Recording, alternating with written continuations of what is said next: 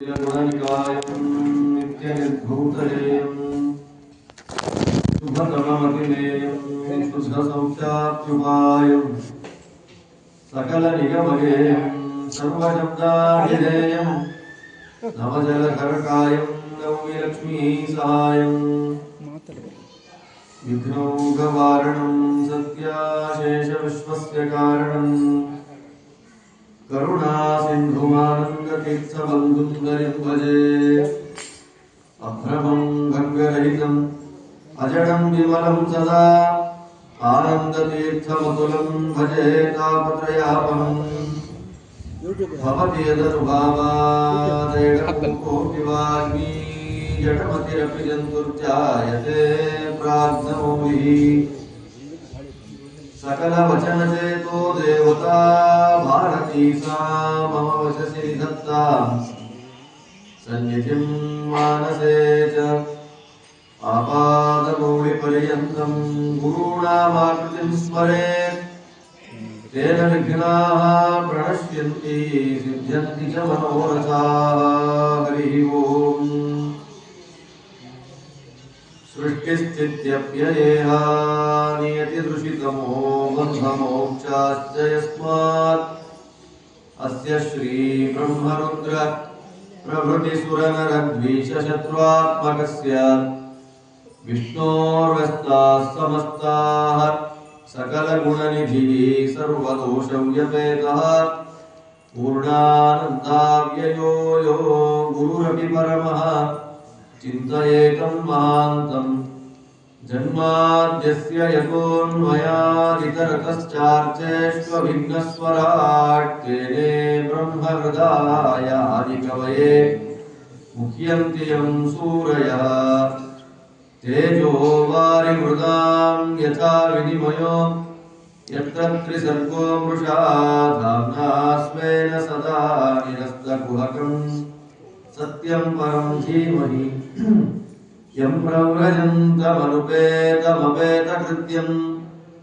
द्वैपायनो विरहकातराजुहाव पुत्रेति तन्मयतया तरवोऽभिनेदुः तं सर्वभूतहृदयं मुनिमानतोऽस्मि यस्वानुभावमखिलश्रुतिसारमेकम् अध्यात्मदीपम् अतिथितीर्षतां तमोन्धं संसारिणां करुणयाः पुराणगुह्यं तं व्याससूनुमुपयामि गुरुं मुनीनां नारायणं नमस्कृत्य नरं चैव नरोत्तमं देवीं सरस्वतीं व्यासं ततो जयमुदीरये हरिः ओं स्वस्तिस्तु सदाम् ಉದ್ದಾನಪಾದರಾಜರ ವಂಶದ ಬಗ್ಗೆ ತಿಳಿಸಿಕೊಟ್ರು. ಅದಾದ ನಂತರದಲ್ಲಿ ಪ್ರಿಯವ್ರತರಾಜರ ವಂಶದ ಬಗ್ಗೆ ಹೇಳ್ತಾರೆ. ಆ ಪ್ರಿಯವ್ರತರಾಜರು ಸನ್ಯಾಸಿಯಾಗಬೇಕು ಅಂತ ತಪಸ್ಸು ಮಾಡ್ತಾ ಇರ್ತಾರೆ.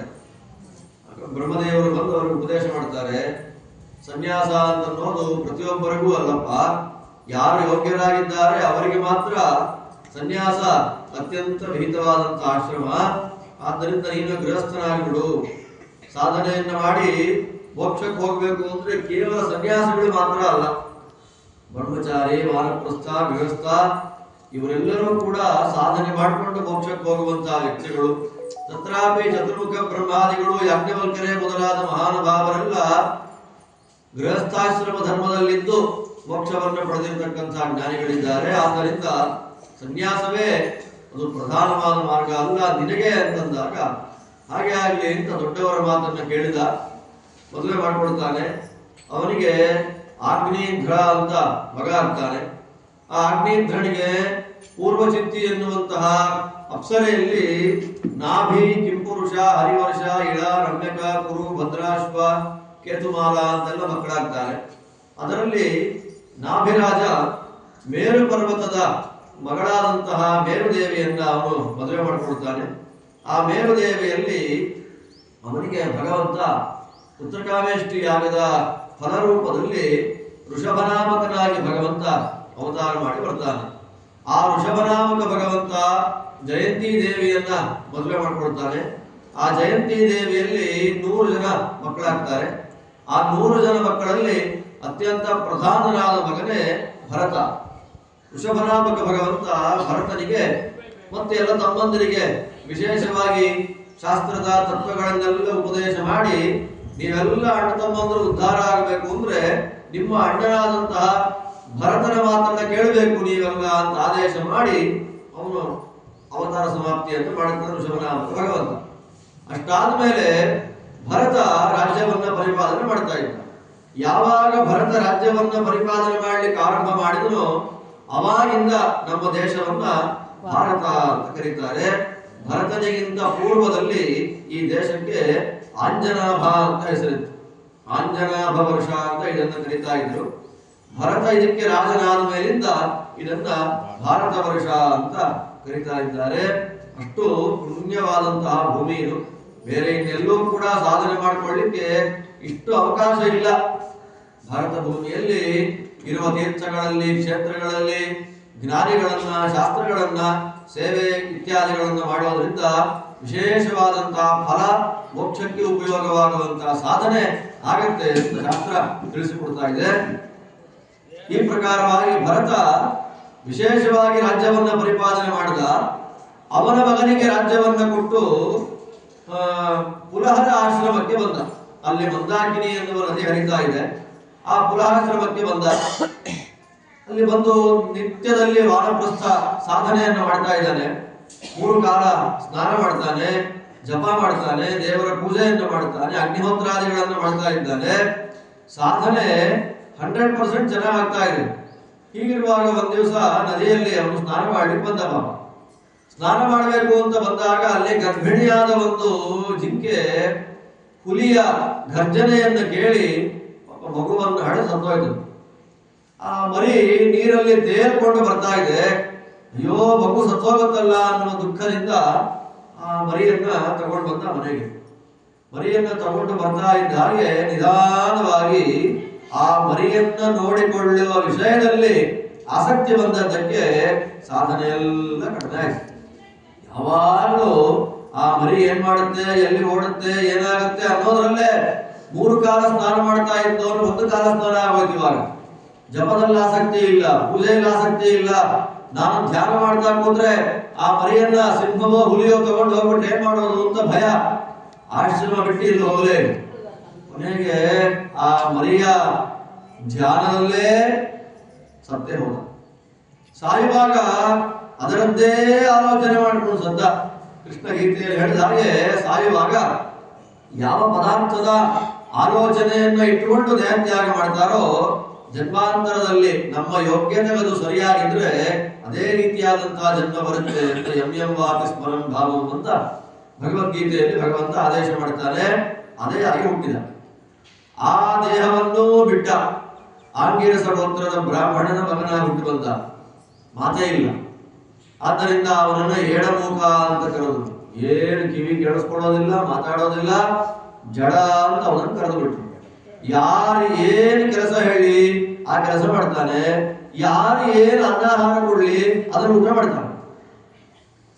ಮನೆಯಲ್ಲಿ ಏನ್ ಮಗು ಈ ತರ ಆಗೋಯ್ತಲ್ಲ, ಏನ್ ಮಾಡ್ಬೇಕು ಅಂತ ಆಲೋಚನೆ ಮಾಡ್ಕೊಂಡು ಉಪನಯನ ಮಾಡಿದ್ರೆ ಸರಿ ಹೋಗುತ್ತೆ ಅಂತ ಯಾರೋ ಬಂದು ಉಪನಯನ ಮಾಡಿದ್ದಷ್ಟೇ ಬಂತು. ಸಂಧ್ಯಾ ವಂದನೆ ಇಲ್ಲ, ಏನೂ ಇಲ್ಲ. ಅವಧೂತರಾಗಿರ್ತಕ್ಕಂತಹ ವ್ಯಕ್ತಿಗಳು ತಮ್ಮ ಅವಧೂತ ಸಾಧನೆಯನ್ನು ಮಾಡಿಕೊಳ್ಳುವ ಕಾಲಕ್ಕೆ ನಮ್ಮಂತೆ ಅವರಿಗೆ ಸ್ನಾನಾನ್ಹಿಕಗಳ ವಿಧಿ ನಿಷೇಧಗಳಿಲ್ಲ. ಯಾರಿಗೆ? ಅಪರೋಕ್ಷ ಜ್ಞಾನಿಗಳು 2-3 ತರ ವಿಭಾಗಗಳಿದೆ. ಅದರಲ್ಲಿ ಅವಧೂತರಾಗಿ ಬರ್ತಕ್ಕಂತಹ ವ್ಯಕ್ತಿಗಳಿಗೆ ಯಾವುದೂ ಇಲ್ಲ ಅಂತ ಶಾಸ್ತ್ರ ಹೇಳುತ್ತೆ. ಏನೂ ಇಲ್ಲ. ಗದ್ದೆ ನೋಡ್ಕೊಳ್ಳೋದು, ಗದ್ದೆಗಳಿಗೆ ಬೇರೆ ಪ್ರಾಣಿಗಳು ಬರದೇ ಇರುವಂತೆ ಕಾಪಾಡೋದು, ಅದೇ ಕೆಲಸ ಆಗಿದೆ. ಅವರು ಒಂದ್ಸಲ ದೂರ ನಡ್ಕೊಂಡು ಹೋಗ್ತಾ ಇದ್ದಾರೆ. ನಡ್ಕೊಂಡು ಹೋಗುವಾಗ ಒಂದು ಚಾಂಡಾಲರು ದುರ್ಗಾದೇವಿಗೆ, ಚಂಡಿಕಾದೇವಿಗೆ ಬಲಿ ಕೊಡಬೇಕು ಅಂತ ಹುಡುಕ್ತಾ ಇದ್ದಾರೆ.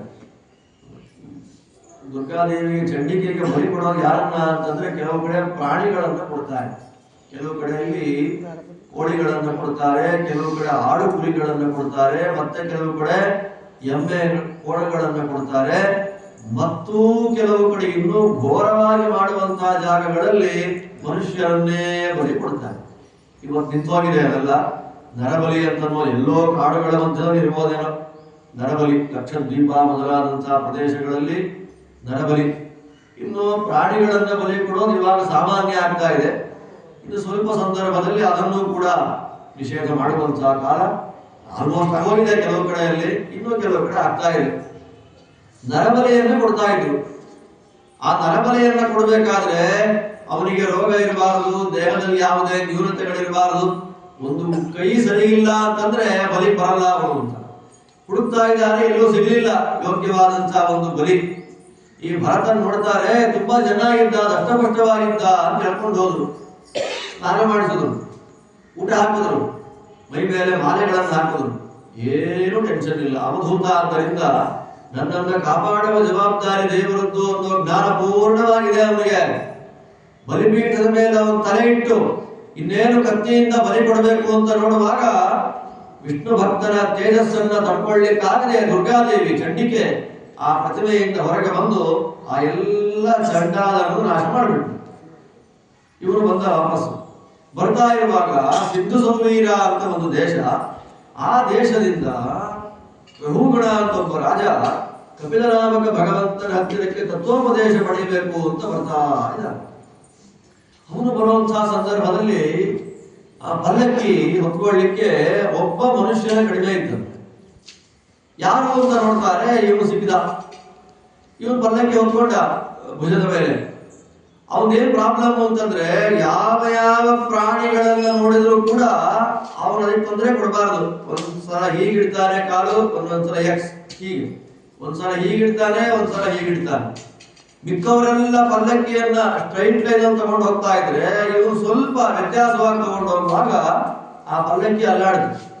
ಒಳಗಿದ್ದ ರಾಜನಿಗೆ ಸಿಟ್ಟು ಬಂತು. ಯಾರನ್ನೋ ಸರಿಯಾಗಿದ್ದರು ತಂದ್ಬಿಟ್ಟಿದ್ದೀರಾ, ಅವನು ಯಾಕೋ ಸರಿಯಾಗಿಲ್ಲ, ಯಾರವನು ಅಂತಂದಾಗ ಪಲ್ಲಕ್ಕಿ ಸರಿಯಾಗಿ ಹೊತ್ಕೊಳ್ಳಿಕ್ಕೆ ಬರೋದಿಲ್ವಾ ಅಂತಂದಾಗ ಅದ್ಭುತವಾಗಿ ವೇದಾಂತದ ಮಾತುಗಳನ್ನು ಆಡ್ತಾನೆ. ಪಲ್ಲಕ್ಕಿ ಹೊತ್ಕೊಂಡಿದ್ದು ನಾನು ಅಲ್ಲ, ಪಲ್ಲಕ್ಕಿಯಲ್ಲಿ ಕೂತವ್ ನೀನು ಅಲ್ಲ, ಪಲ್ಲಕ್ಕಿಯಲ್ಲಿ ಕೂತಿದ್ದ ನಿನ್ನ ದೇಹ, ಪಲ್ಲಕ್ಕಿ ಹೊತ್ಕೊಂಡಿದ್ದು ನನ್ನ ದೇಹ ಅಂತ ಹೇಳಿ ಆ ದೇಹದ ಅವಯವಗಳು, ದೇಹ ನಿಂತಿರೋದು ಕಾಲ ಮೇಲೆ, ಕಾಲಿರೋದು ಭೂಮಿಯ ಮೇಲೆ, ಭೂಮಿ ಇರೋದು ದೇವರ ಮೇಲೆ, ಈ ರೀತಿಯೆಲ್ಲ ಮಾತಾಡಿದಾಗ ಆ ರಘುಗಣ ಮಹಾರಾಜನಿಗೆ ಭಯ ಹೋಯಿತು. ಇವನು ಯಾರೋ ಸಾಮಾನ್ಯ ಅಲ್ಲ, ಇವರೇ ಸಾಕ್ಷಾತ್ ಕಪಿಲನಾಮಕ ಭಗವಂತ ನನಗೆ ಪರೀಕ್ಷೆ ಮಾಡ್ಲಿಕ್ಕಾಗಿ ಬಂದಿರಬಹುದೇನೋ ಅನ್ನೋ ಭಯದಿಂದ ಪಲ್ಲಕ್ಕಿ ಇಳಿದು ನಮಸ್ಕಾರ ಮಾಡ್ತಾನೆ. ನಮಸ್ಕಾರ ಮಾಡಿದಾಗ ಅವನಿಗೆ ಮಾಡಿದ ಉಪದೇಶ, ಸಂಸಾರ ಅನ್ನೋದು ಅತ್ಯಂತ ಕಷ್ಟವಾದ ಅರಣ್ಯ. ಅದರಲ್ಲಿ ಸಂಸಾರವೆನ್ನುವ ಕಾಡನ್ನು ನಾವು ದಾಟಿ ಹೋಗಬೇಕು ಅಂತಂದ್ರೆ ತತ್ವಜ್ಞಾನವೇ ಅತ್ಯಂತ ಪ್ರಧಾನವಾದ ಸಾಧನ ಅನ್ನುವ ರೀತಿಯಲ್ಲಿ ಜಡಭರತ ಉಪದೇಶ ಮಾಡ್ತಾನೆ. ಉಪದೇಶ ಮಾಡಿದ ಮೇಲೆ ಆ ಉಪದೇಶವನ್ನು ಕೇಳಿ ವೈರಾಗ್ಯ ಬಂದ್ಬಿಡ್ತು. ಆ ರಘುಗಣ ಮಹಾರಾಜರು ಸಾಧನೆಯನ್ನು ಮಾಡಿಕೊಂಡು ಮೋಕ್ಷಕ್ಕೆ ಹೋದರು ಅನ್ನುವಂತಹ ಚರಿತ್ರೆಯನ್ನು ಹೇಳ್ತಾರೆ. ಅಷ್ಟಾದ ಮೇಲೆ ಜಡಭರತರು ಕೂಡ ಭಗವಂತ ಕೊಟ್ಟ ಆಯಸ್ಸಿರೋ ತನಕ ಇದ್ದು ಪ್ರಾರಬ್ಧ ಕರ್ಮವನ್ನ ನಾಶ ಮಾಡಿಕೊಂಡು ಅವರು ಮೋಕ್ಷಕ್ಕೆ ಹೋದರು.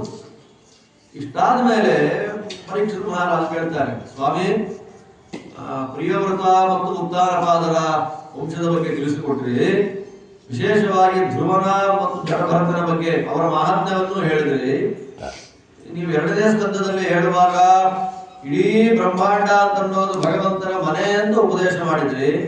ಆ ಭೂಗೋಳದ ವರ್ಣನೆಯನ್ನು ಮಾಡಬೇಕು ನೀವು ಅಂತ ಪ್ರಾರ್ಥನೆಯನ್ನು ಮಾಡಿದಾಗ ಸಪ್ತದ್ವೀಪಗಳಿಂದ ಕೂಡಿದ ಭೂಮಿಯ ವರ್ಣನೆಯನ್ನು ಇಲ್ಲಿ ಮಾಡ್ತಾರೆ. ಪ್ರಧಾನವಾಗಿ ಜಂಬೂದ್ವೀಪ, ಕುಶದ್ವೀಪ, ಕ್ರೌಂಚದ್ವೀಪ, ಶಾಖದ್ವೀಪ, ಶಾಲ್ಮಲ ದ್ವೀಪ ಇತ್ಯಾದಿಯಾಗಿ ಸಪ್ತದ್ವೀಪಗಳಿಂದ ಕೂಡಿದ್ದು ಭೂಮಿ. ಆ ಭೂಮಿಯಲ್ಲಿ ಪ್ರಧಾನವಾದ ಜಂಬೂದ್ವೀಪ. ಆ ಜಂಬೂದ್ವೀಪವನ್ನ 9 ಭಾಗವನ್ನಾಗಿ ಮಾಡ್ತಾರೆ. ಭಾರತ, ಹರಿವರ್ಷ, ಕಿಂಪುರುಷ, ಇಡಾವರ್ಷ, ರಮ್ಯಕ, ಕುರು, ಭದ್ರಾಶ್ವ, ಉತ್ತರ ಕುರು, ಕೇತುಮಾಲ ಅಂತ 9 ಭಾಗವಾಗಿ ಮಾಡ್ತಾರೆ. ಆ 9ರಲ್ಲಿ ಪ್ರಧಾನವಾಗಿ ಸಾಧನಾ ಭೂಮಿಯಾಗಿ ನಿಂತಿರುವಂತದ್ದು ಭಾರತ. ಈ ಭಾರತದಲ್ಲಿ ನಾವು ಸಾಯಂಕಾಲ ಹೇಳ್ತಾ ಇದ್ದೇವಲ್ಲ ಅನೇಕ ತೀರ್ಥಗಳ ಬಗ್ಗೆ. ಅದೇ ರೀತಿ ಅನೇಕ ತೀರ್ಥಗಳು, ಅನೇಕ ಕ್ಷೇತ್ರಗಳು, ವಿಶೇಷವಾಗಿ ಇಲ್ಲಿ ಹರಿಯುವಂತಹ ನದಿ ಗಂಗಾ ನದಿ ಅಂತ ಹೇಳಿ ಆ ಭಾಗೀರಥಿ ಗದ್ಯವನ್ನು ಭಗವಂತ ತ್ರಿವಿಕ್ರಮಾವತಾರವನ್ನು ಮಾಡಿದಾಗ ಅವನ ಕಾಲು ಬ್ರಹ್ಮಾಂಡದ ಕರ್ಪರಕ್ಕೆ ದಾಕಿ ಸ್ವಲ್ಪ ಬ್ರೇಕ್ ಆಗುತ್ತೆ. ಹೊರಗಿದ್ದ ನೀರು ಒಳಗೆ ಬಂದಾಗ ಆ ನೀರನ್ನ ಬ್ರಹ್ಮದೇವರು ಅವರ ಪಾತ್ರೆಯಲ್ಲಿ ಹಿಡಿದು ಭಗವಂತನಿಗೆ ಅಭಿಷೇಕ ಮಾಡ್ತಾರೆ. ಆ ಅಭಿಷೇಕ ಮಾಡಿದ ತೀರ್ಥವೇ ಗಂಗಾ ತೀರ್ಥ ಅಂತ. ತತ್ರ ಭಗವತ ಸಾಕ್ಷಾತ್ ಯಜ್ಞಲಿಂಗಸ್ಯ ವಿಷ್ಣೋರ ವಿಕ್ರಮತಃ ಅಂತ ಭಾಗೀರಥಿ ಗದ್ಯವನ್ನ ಇಲ್ಲಿ ನಿರೂಪಣೆ ಮಾಡ್ತಾರೆ.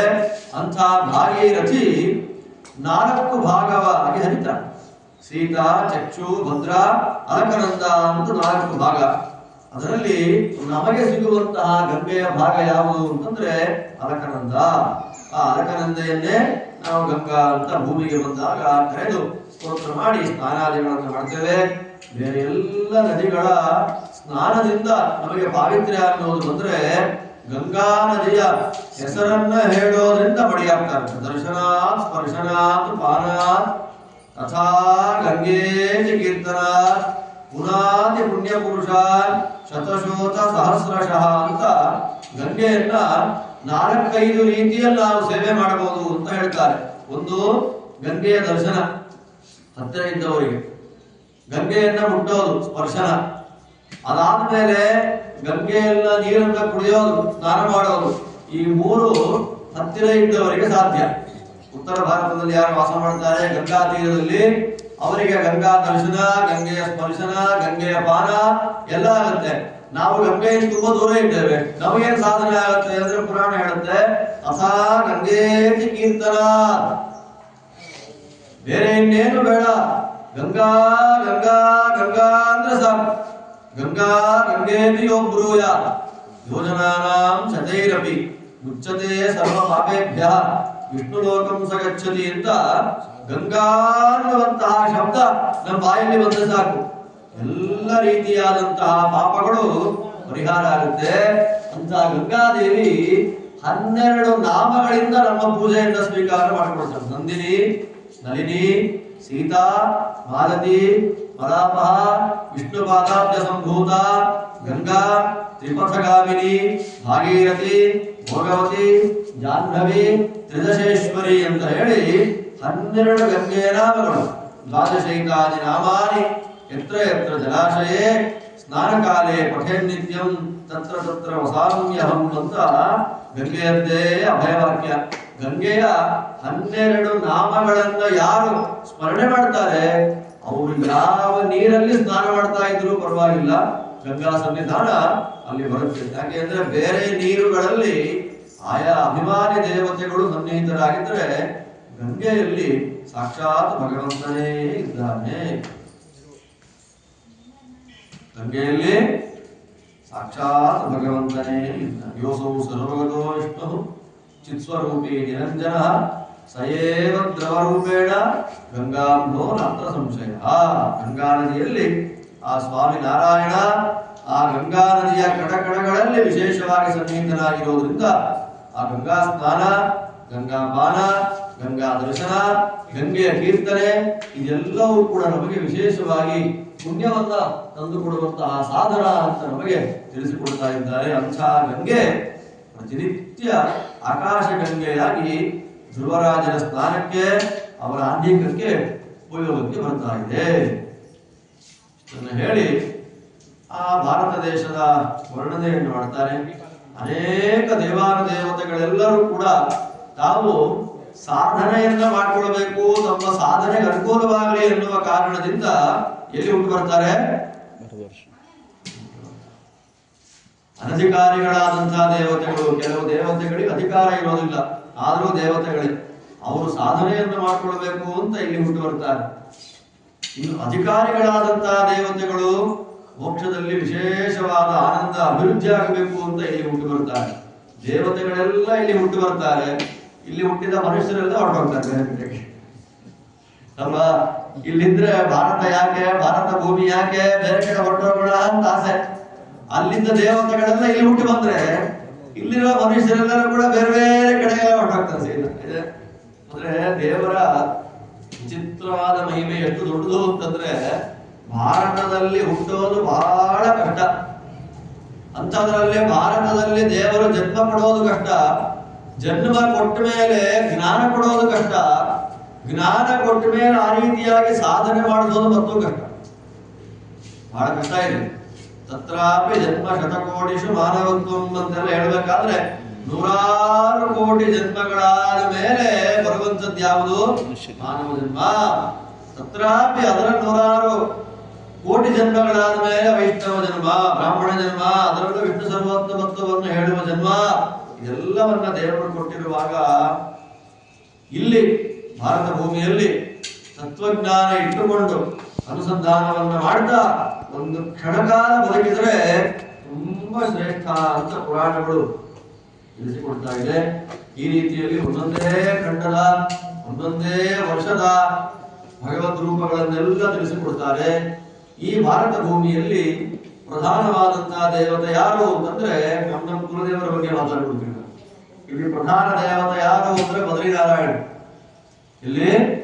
ಇಲ್ಲಿ ಭಾರತ ದೇಶದ ಕುಲದೇವರು ಬದ್ರಿನಾರಾಯಣ.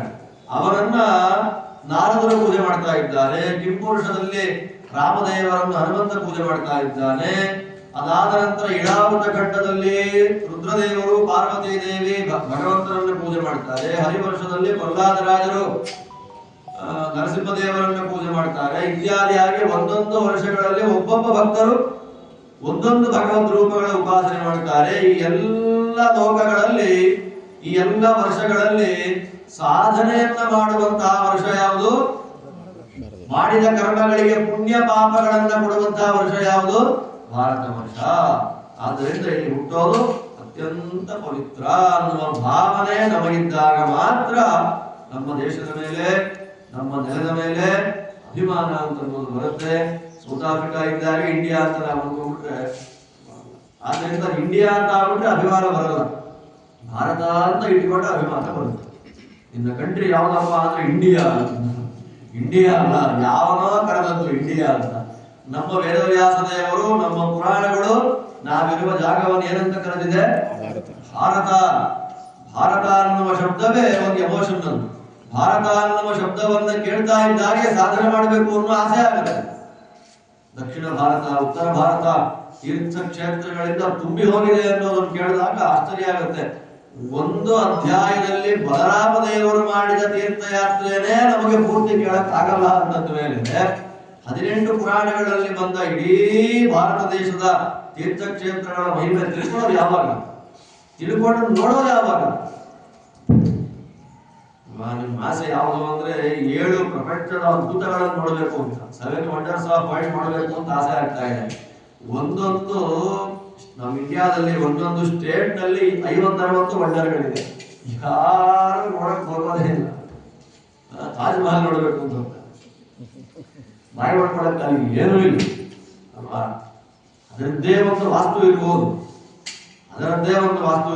ಆದ್ರೆ ಆ ವಾಸ್ತು ಸಾಧನೆ ಅನುಕೂಲವಾದ ವಾಸ್ತು ಅಲ್ಲ. ಈ ಜಾಗದಲ್ಲಿ ವಾಸ್ತುವೇ ಇಲ್ಲದೆ ಇರಬಹುದು. ಎಷ್ಟು ಭಾಗವತಾದಿ ಗ್ರಂಥಗಳನ್ನ ಕೇಳಲಿಕ್ಕೆ ಅನುಕೂಲ ಮಾಡಿಕೊಟ್ಟಿದೆ ಅಲ್ವಾ? ಆದ್ದರಿಂದ ನೋಡಲಿಕ್ಕೆ ಸುಂದರವಾಗಿದೆ ಅಂತ ಮಾತ್ರಕ್ಕೆ ದೇವರಿಗೆ ಪ್ರೀತಿ ಆಗತ್ತೆ ಅಂತ ಅರ್ಥ ಅಲ್ಲ. ಅದರಿಂದ ನಮ್ಮ ದೇಶ ಎಷ್ಟು ಅದ್ಭುತವಾದ ದೇಶ ಅಂತ ಅನ್ನೋದು ದೇಶವನ್ನ ಸುತ್ತಿ ನೋಡಿದಾಗ ಗೊತ್ತಾಗುತ್ತೆ. ಬಾವಿ ಒಳಗಿರುವ ಕಪ್ಪೆಗಳಾಗ್ಬಿಟ್ರೆ ಏನು ಪ್ರಯೋಜನ ಇಲ್ಲಪ್ಪ.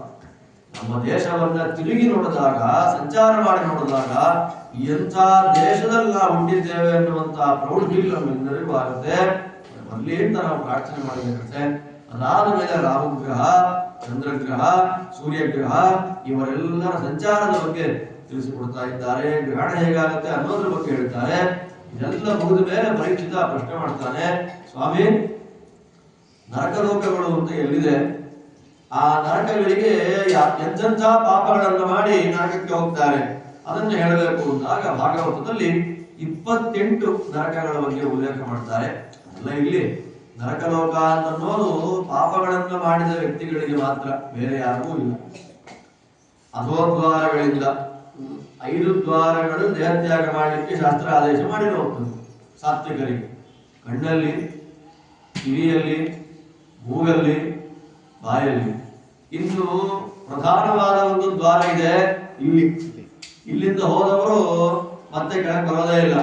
ಒಂದು ರ್ಯಾಂಕ್ ಅಲ್ಲಿ ನೋಡ್ಕೊಂಡ್ರೆ 1, 2, 3, 4, 5. 5ನೇ ರ್ಯಾಂಕ್ ಯಾವುದಕ್ಕೆ? ಬಾಯಿಗೆ. ಫಸ್ಟ್ ರ್ಯಾಂಕ್ ಯಾವುದಕ್ಕೆ? ತಲೆಗೆ. ಆದ್ದರಿಂದ ತೀರ್ಥಗಳನ್ನು ಕೊಟ್ಟಾಗ ಗಂಡಸರು ತಲೆ ಮೇಲೆ ಹಾಕ್ಬಿಡ್ತಾರೆ, ಹೆಣ್ಮಕ್ಳು ಸೀರೆ ಕೊಡಿಸ್ಕೊಂಡ್ಬಿಡ್ತಾರೆ. ಸೀರೆ ಕೊಡಿಸ್ಕೊಳ್ಳೋದು ಅಂತಲ್ಲ, ಪ್ರತಿಯೊಬ್ಬರೂ ಆಗಲಿ ಮೊದಲನೇ ಸಲ ಉದಕವನ್ನ ಪ್ರೋಕ್ಷಣೆ ಮಾಡಿದಾಗ ಇಲ್ಲಿ ಹಾಕೋಬೇಕು.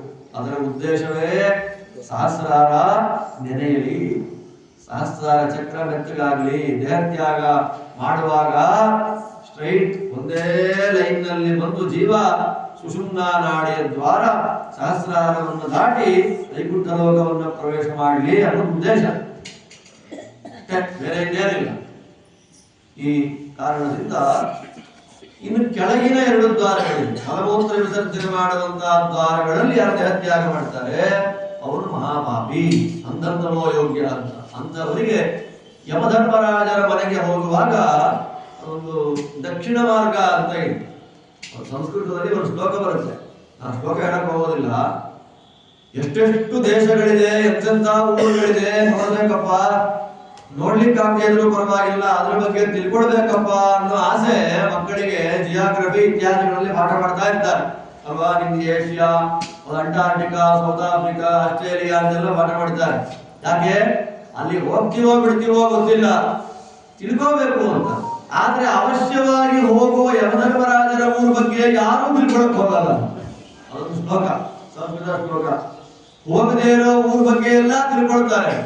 ಅವಶ್ಯವಾಗಿ ವಿತೌಟ್ ಮಿಸ್ 100% ಕನ್ಫರ್ಮ್ ಆಗಿ ಹೋಗುವ ಆ ಊರಿನ ಬಗ್ಗೆ ಯಾರು ತಿಳ್ಕೊಳ್ಳಲ್ಲ, ಯಾರು ಪ್ಲಾನೇ ಮಾಡಲ್ಲ. ಏನಾಚಾರ್ಯ ಆ ಊರಿನ ಬಗ್ಗೆ ಇವಾಗ ಯಾಕೆ ಮಾತಾಡ್ತಾ ಇದ್ದೀರಾ ಅಂತ. ಇವಾಗಲೋ ಅವಾಗಲೋ ಒಂದಲ್ಲ ಒಂದಿನ ಊರಿಗೆ ಪ್ರತಿಯೊಬ್ಬರು ಹೋಗಲೇಬೇಕು. ಬಹೂನಾಮೇನಿ ಪ್ರಥಮ ಬಹೂನಾಮೇನಿ ಮಧ್ಯಮ ಅಂತ ನಚಿಕೇತ ಹೇಳಿದಾಗೆ ಕೆಲವರು ಫಸ್ಟ್ ಹೋಗ್ತಾರೆ, ಕೆಲವರು ಮಧ್ಯದಲ್ಲಿ, ಕೆಲವರು ಆಮೇಲೆ. ಒಂದು ಫೈನ್ ಡೇ ಎಲ್ಲರೂ ಆ ದಾರಿ ಹೋಗಲೇಬೇಕಾದ್ರಿಂದ ಅದರ ಬಗ್ಗೆ ತಿಳ್ಕೊಳ್ಬೇಕು. ಅಲ್ಲಿ ಹೋಗುವಾಗ ಚೆನ್ನಾಗಿ ನಮ್ಮ ಯಾತ್ರೆ ಆಗಬೇಕು ಅಂತಂದ್ರೆ ಸಾಧನೆಯನ್ನ ಮಾಡ್ಕೊಳ್ಬೇಕು ಅನ್ನೋ ಆಸೆ ಬರಬೇಕು. ಅದಕ್ಕಾಗಿ ಯಮಧರ್ಮರಾಜರ ಜ್ಞಾನ, ಯಮಧರ್ಮರಾಜರ ಊರಿನ ಬಗ್ಗೆ ತಿಳುವಳಿಕೆ ನಮ್ಗೆ ಇರಬೇಕಾದ್ದು. ಪಾಪಿಷ್ಠರಾದ ವ್ಯಕ್ತಿಗಳಿಗೆ ಅನೇಕ ಕೋಟಿ ನರಕಗಳಲ್ಲಿ ಶಿಕ್ಷೆ ಕೊಡ್ತಾರೆ. ಆ ಅನೇಕ ಕೋಟಿ ನರಕಗಳಲ್ಲಿ ಪ್ರಧಾನವಾದ ನರಕ 7 ಅಂತ ವೇದವ್ಯಾಸ ದೇವರ ನಿರ್ಣಯ. ಅದರಲ್ಲಿ 5 ಅನಿತ್ಯ ನರಕ ಅಂತ, 2 ನಿತ್ಯ ನರಕ. ನಾವೆಲ್ಲ ಅನಿತ್ಯ ನರಕಕ್ಕೆ ಹೋದ್ರೂ ಹೋಗ್ಬೋದೇನೋ ಗೊತ್ತಿಲ್ಲ, ಕನ್ಫರ್ಮ್ ಇಲ್ಲ. ಕಾರಣ ನಮ್ಮ ಸಾಧನೆಗೆ ಅನುಗುಣವಾಗಿ ನಮ್ಮ ಲೋಕಗಳು ರೌರವ, ಮಹಾರೌರವ, ವನ್ನಿ, ವೈತರಣಿ, ಕುಂಭಿ, ಪಾಪ ಅಂತ 5 ಅನಿತ್ಯ ನರಕಗಳು. ನಿತ್ಯ ನರಕ ಅಂತ 2 ಇದೆ. ಆ ನಿತ್ಯ ನರಕಗಳು ಯಾವುದು ಅಂತ ತಮಸ್ಸು ಮತ್ತು ಅಂಧತಮಸ್ಸು. ಅದು ನಮಗೆಲ್ಲ, ನಾನು ಅಲ್ಲಿಗೆ ಹೋಗ್ತೀನಿ ಅಂದ್ರೆ ನಮಗೆ ತೆಗೆದ ನಮಗೆ. ಕಾರಣ ಯಾಕೆಂದ್ರೆ ನಾವು ಐಜೀವತ್ವ ಮತ್ತು ಅನುಸಂಧಾನ ಮಧ್ವಮತದಲ್ಲಿ ಯಾರು ಹುಟ್ಟಿ ಆಚಾರ್ಯರ ಸತ್ಸಿದ್ಧಾಂತದ ಅನುಷ್ಠಾನವನ್ನ ಅವರ ಯೋಗ್ಯತೆಗೆ ಅನುಗುಣವಾಗಿ ಯಾರು ಮಾಡ್ತಾರೋ ಅವರಿಗೆ ಅಂಧತಮಸ್ಸಿನ ಭಯ ಇಲ್ಲ.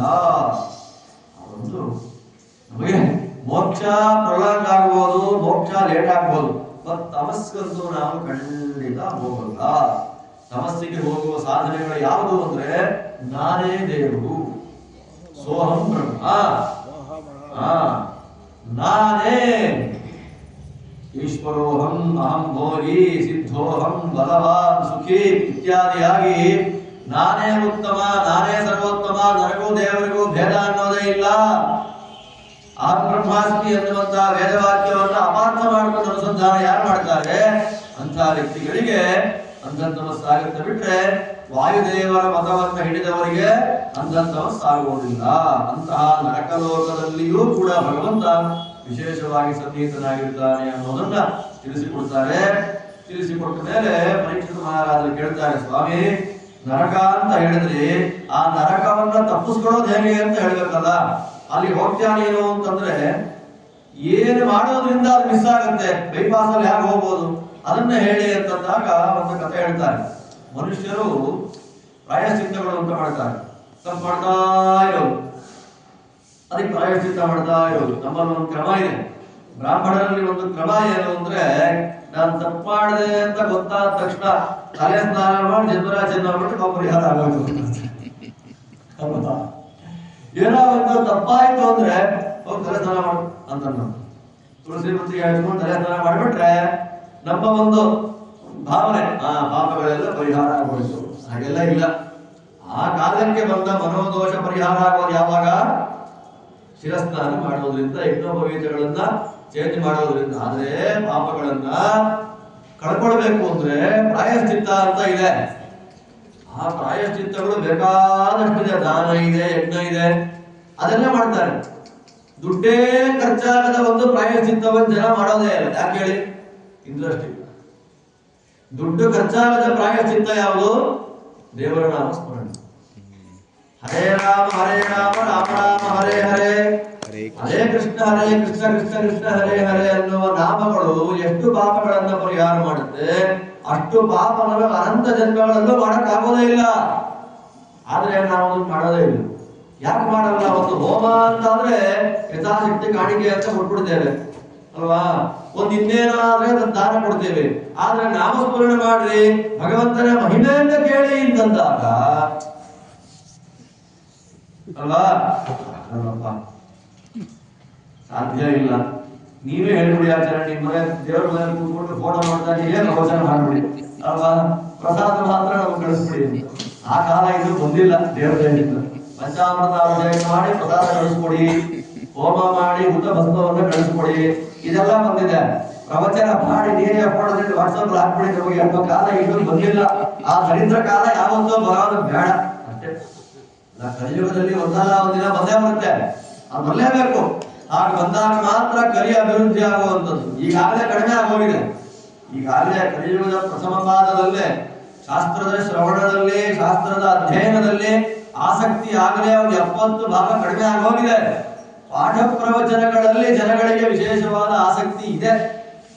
ಆ ಆಸಕ್ತಿ ಕ್ರಮೇಣ ಕಡಿಮೆ ಆಗ್ತಾ ಬರೋದೇ ಕಲಿಯುಗದ ಪ್ರಧಾನವಾದ ಲಕ್ಷಣ. ಶುಕಾಚಾರ್ಯರುತ್ತಾರೆ, ಪ್ರಾಯಶ್ಚಿತ್ತಾನಿ ಚೀರ್ಣಾನಿ ನಾರಾಯಣ ಪರಾಮುಖೈ. ನಾರಾಯಣನನ್ನ ಬಿಟ್ಟು ನಾನೇನೇ ಪ್ರಾಯಶ್ಚಿತ್ತ ಮಾಡಿಕೊಂಡ್ರು ಅದು ಫಲಕಾರಿ ಆಗುವುದಿಲ್ಲ.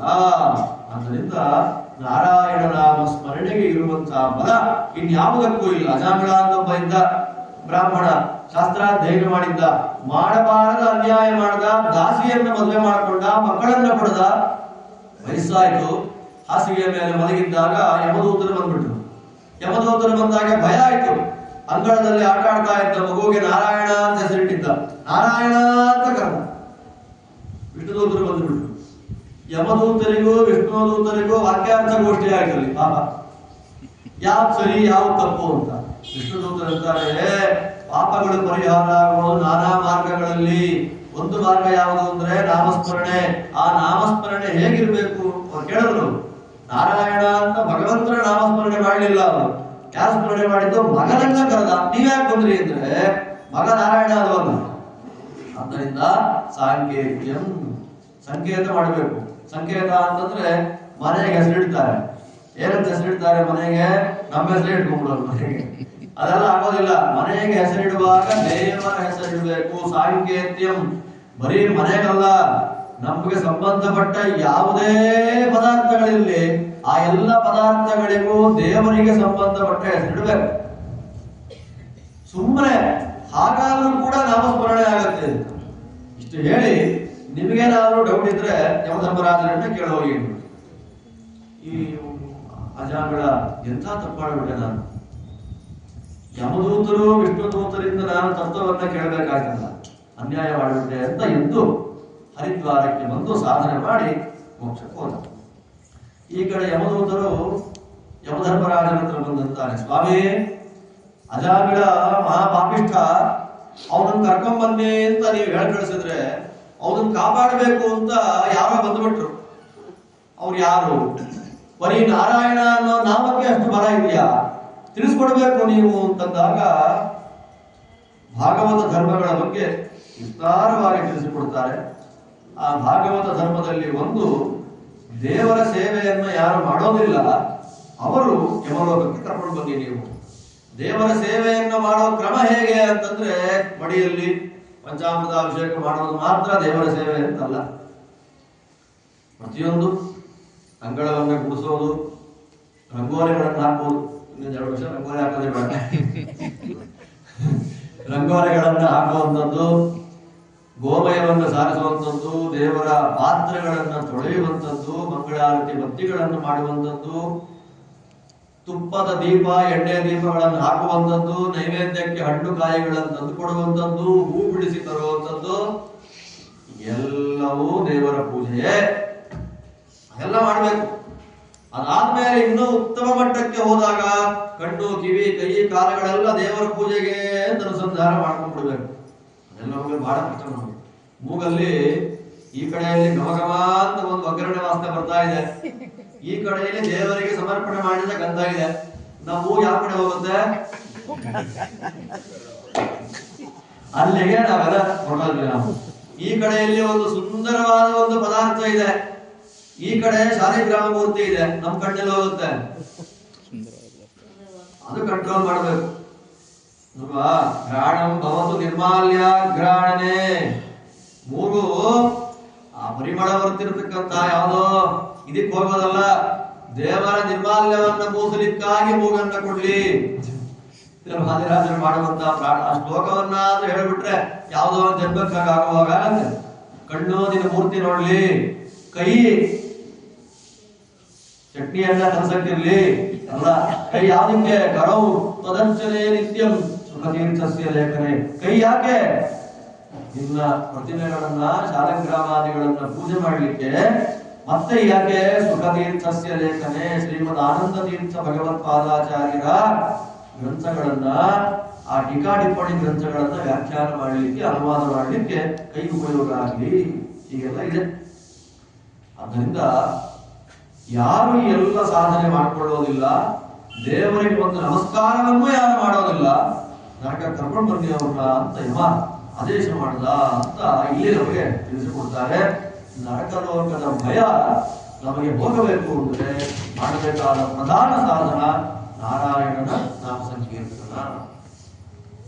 ಎಲ್ಲ ಕೇಳುವಾಗ, ಭಾಗವತಾದಿ ಪ್ರವಚನಗಳನ್ನು ಕೇಳುವಾಗ ಹೌದಲ್ವಾ ಅಂತ ಅನಿಸ್ಬಿಡುತ್ತೆ. ಅದಾದ್ಮೇಲೆ 11:15 ಪ್ರವಚನ ಮುಗಿದ್ವಲ್ಲ, ಇನ್ನೂರು ಹೇಳ್ತಾ ಇದ್ದಾರೆ ಅಲ್ಲೇ ಮನಸ್ಸಲ್ಲಿ ಬರ್ತಾ ಇರುತ್ತೆ. ಹಾಗೆ ಅದೇ ನಮ್ಮದೆಲ್ಲ ಹಾಗೆ. 11:15 ಆಗಿಲ್ಲ ಹೇಳಿದ್ದಷ್ಟೇ, ಯಾಕಪ್ಪ ಇನ್ನೂ ಮುಗಿಸಿಲ್ಲ ಇವರು, ಆಗ ಬರಬಾರ್ದು. ಏನೋ ಸ್ವಾಮ ಸಂಸ್ಥಾನ ಪೂಜೆ ಕೂತ್ರೆ ಬೆಳಗ್ಗೆ ಸಾಯಂಕಾಲ ತನಕ ಪೂಜೆನೆ ಮಾಡ್ತಾ ಇದಾರಲ್ಲ ಅವರು ಅಂತ ಯಾವಾಗ ಎಳೆ ಹಾಕ್ತಾರೋ. ಈ ಸ್ವಾಮಿಗಳ ಪೂಜೆ ಅಂದ್ರೆ 3 ಗಂಟೆನೇ ಊಟ, ನಾವ್ 2:15 ಹೋದ್ರೆ ಸಾಕು ಅಂತ ನಾವು ಅಲ್ವಾ? ಅಂದ್ರೆ ನಮ್ಗೆ ಸಾಧನೆ ಮಾಡ್ಬೇಕು ಅಂತ ಆಸೆ ಇದೆ, ಆದ್ರೆ ಸಹನೆ ಇಲ್ಲ. ಕೇಳಬೇಕು ಅಂತ ಆಸೆ ಇದೆ, ಕೂತ್ಕೊಂಡು ಕೇಳ್ತೀವಿ. 5 ನಿಮಿಷ ಜಾಸ್ತಿ ಆಗ್ಬಿಟ್ರೆ ಹಾಗೆ ಮನಸ್ಸೆಲ್ಲ ಅಲ್ಲಾಡ್ತದೆ, ಯಾವಾಗ ಓಡೋಗ್ಬಿಡ್ತೇನೆ ಅನ್ನೋದ್ರ. ಅಂತಂದ್ರೆ ದೇವರು ನಮಗೆ ಕೊಟ್ಟು ಕಿತ್ಕೊಳ್ಳುವಂತಹ ಕ್ರಮ. ಭಾಗವತಾದಿ ಗ್ರಂಥಗಳ ಪ್ರವಚನ ಕೇಳುವಾಗ ಮಾತ್ರ ಈ ಭಾವನೆ ಬರೋದಲ್ಲ. ಮನೆಯಲ್ಲಿ ಒಬ್ಬರೇ ಇದ್ದಾಗಲೂ, ಬಂಧುಗಳ ಮಧ್ಯೆ ಇದ್ದಾಗಲೂ, ಮಹಾವೈಭವದಿಂದ ಮೆರಿತಾ ಇದ್ದಾಗಲೂ ಭಗವಂತನ ನಾಮಸ್ಮರಣೆ ಬಾಯಿಯಲ್ಲಿ ಬರ್ತಾ ಇದೆ ಎನ್ನುವಾಗ ಸಾಧನೆ ಆಗುತ್ತೆ ಅಂತ. ಆತರ ಸಾಧಕರು ತುಂಬಾ ಜನ ಇದ್ದಾರೆ, ಜ್ಞಾನಿಗಳು. ಆ ರೀತಿಯ ಸಾಧನೆ ಒಂದು ದಿವಸವಾದರೂ ಮಾಡಿಸೋ ನಮ್ಮಿಂದ ಅಂತ ದೇವರಲ್ಲಿ ಕೇಳಬೇಕು.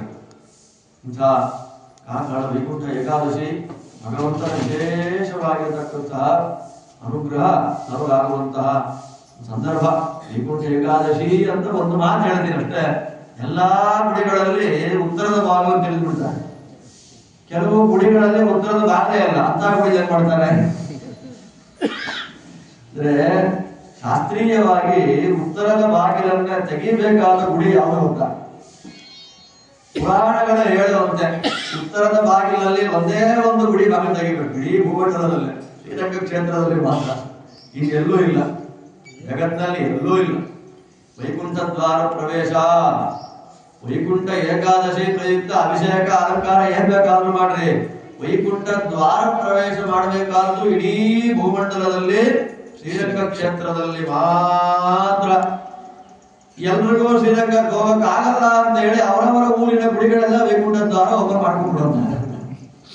ಅದು ಏನ್ ಮಾಡ್ತಾರೆ ಅಂದ್ರೆ ಬಾಗಿಲುಗಳು ಹೋಗಲ್ಲ, ಉತ್ಸವ ಮೂರ್ತಿ ಮೇಲಿಡ್ತಾರೆ, ಆ ಮೂರ್ತಿ ಕೆಳಗೆ ತೂರ್ಬಿಡ್ತಾರೆ. ನಾವು ದೇವರ ಒಳಗೆ ಪ್ರವೇಶ ಮಾಡಬೇಕು ಅಂತ ಇರೋದು, ನಾವು ದೇವರ ಕೆಳಗೆ ದಾಟಿ ಓಡ್ಬಿಡ್ತೀವಿ ಸೀದಾ ಕಡೆಗೆ. ದೇವರು ಮಾತ್ರ ಮೇಲೆ ತರ್ತಾ ಇರ್ತಾರೆ ನಮ್ಮನ್ನು ನೋಡಿ ಅಲ್ವಾ? ಬೆರಗಾಗಿ ನಗುದಿಪ್ಪ ಪುರಂದರ ವಿಠಲ ಅಂತ ಹೇಳಿದಾಗೆ ಅಯ್ಯೋ ನಾನು ಹೇಳಿದ್ದೇನೋ ಇವ್ರು ಮಾಡ್ತಾ ಇರೋದೇನೋ. ವೈಕುಂಠ ದ್ವಾರ ಪ್ರವೇಶ ಆಗೋದು ಯಾವಾಗ ಅಂದಾಗ ಭಾಗವತ ಪುಸ್ತಕ ತೆಗೆದಾಗ ಉತ್ತರ ದ್ವಾರ ತೆಗಿತು ಅಂತ ಅರ್ಥ. ಅಷ್ಟೇ. ಯಾವುದೋ ಗುಡಿಯ ಯಾವುದೋ ಬಾವಿ ತೆಗೆದುಬಿಟ್ರೆ ವೈಕುಂಠ ಪ್ರವೇಶ ಆಯಿತು ಅಂತಲ್ಲ.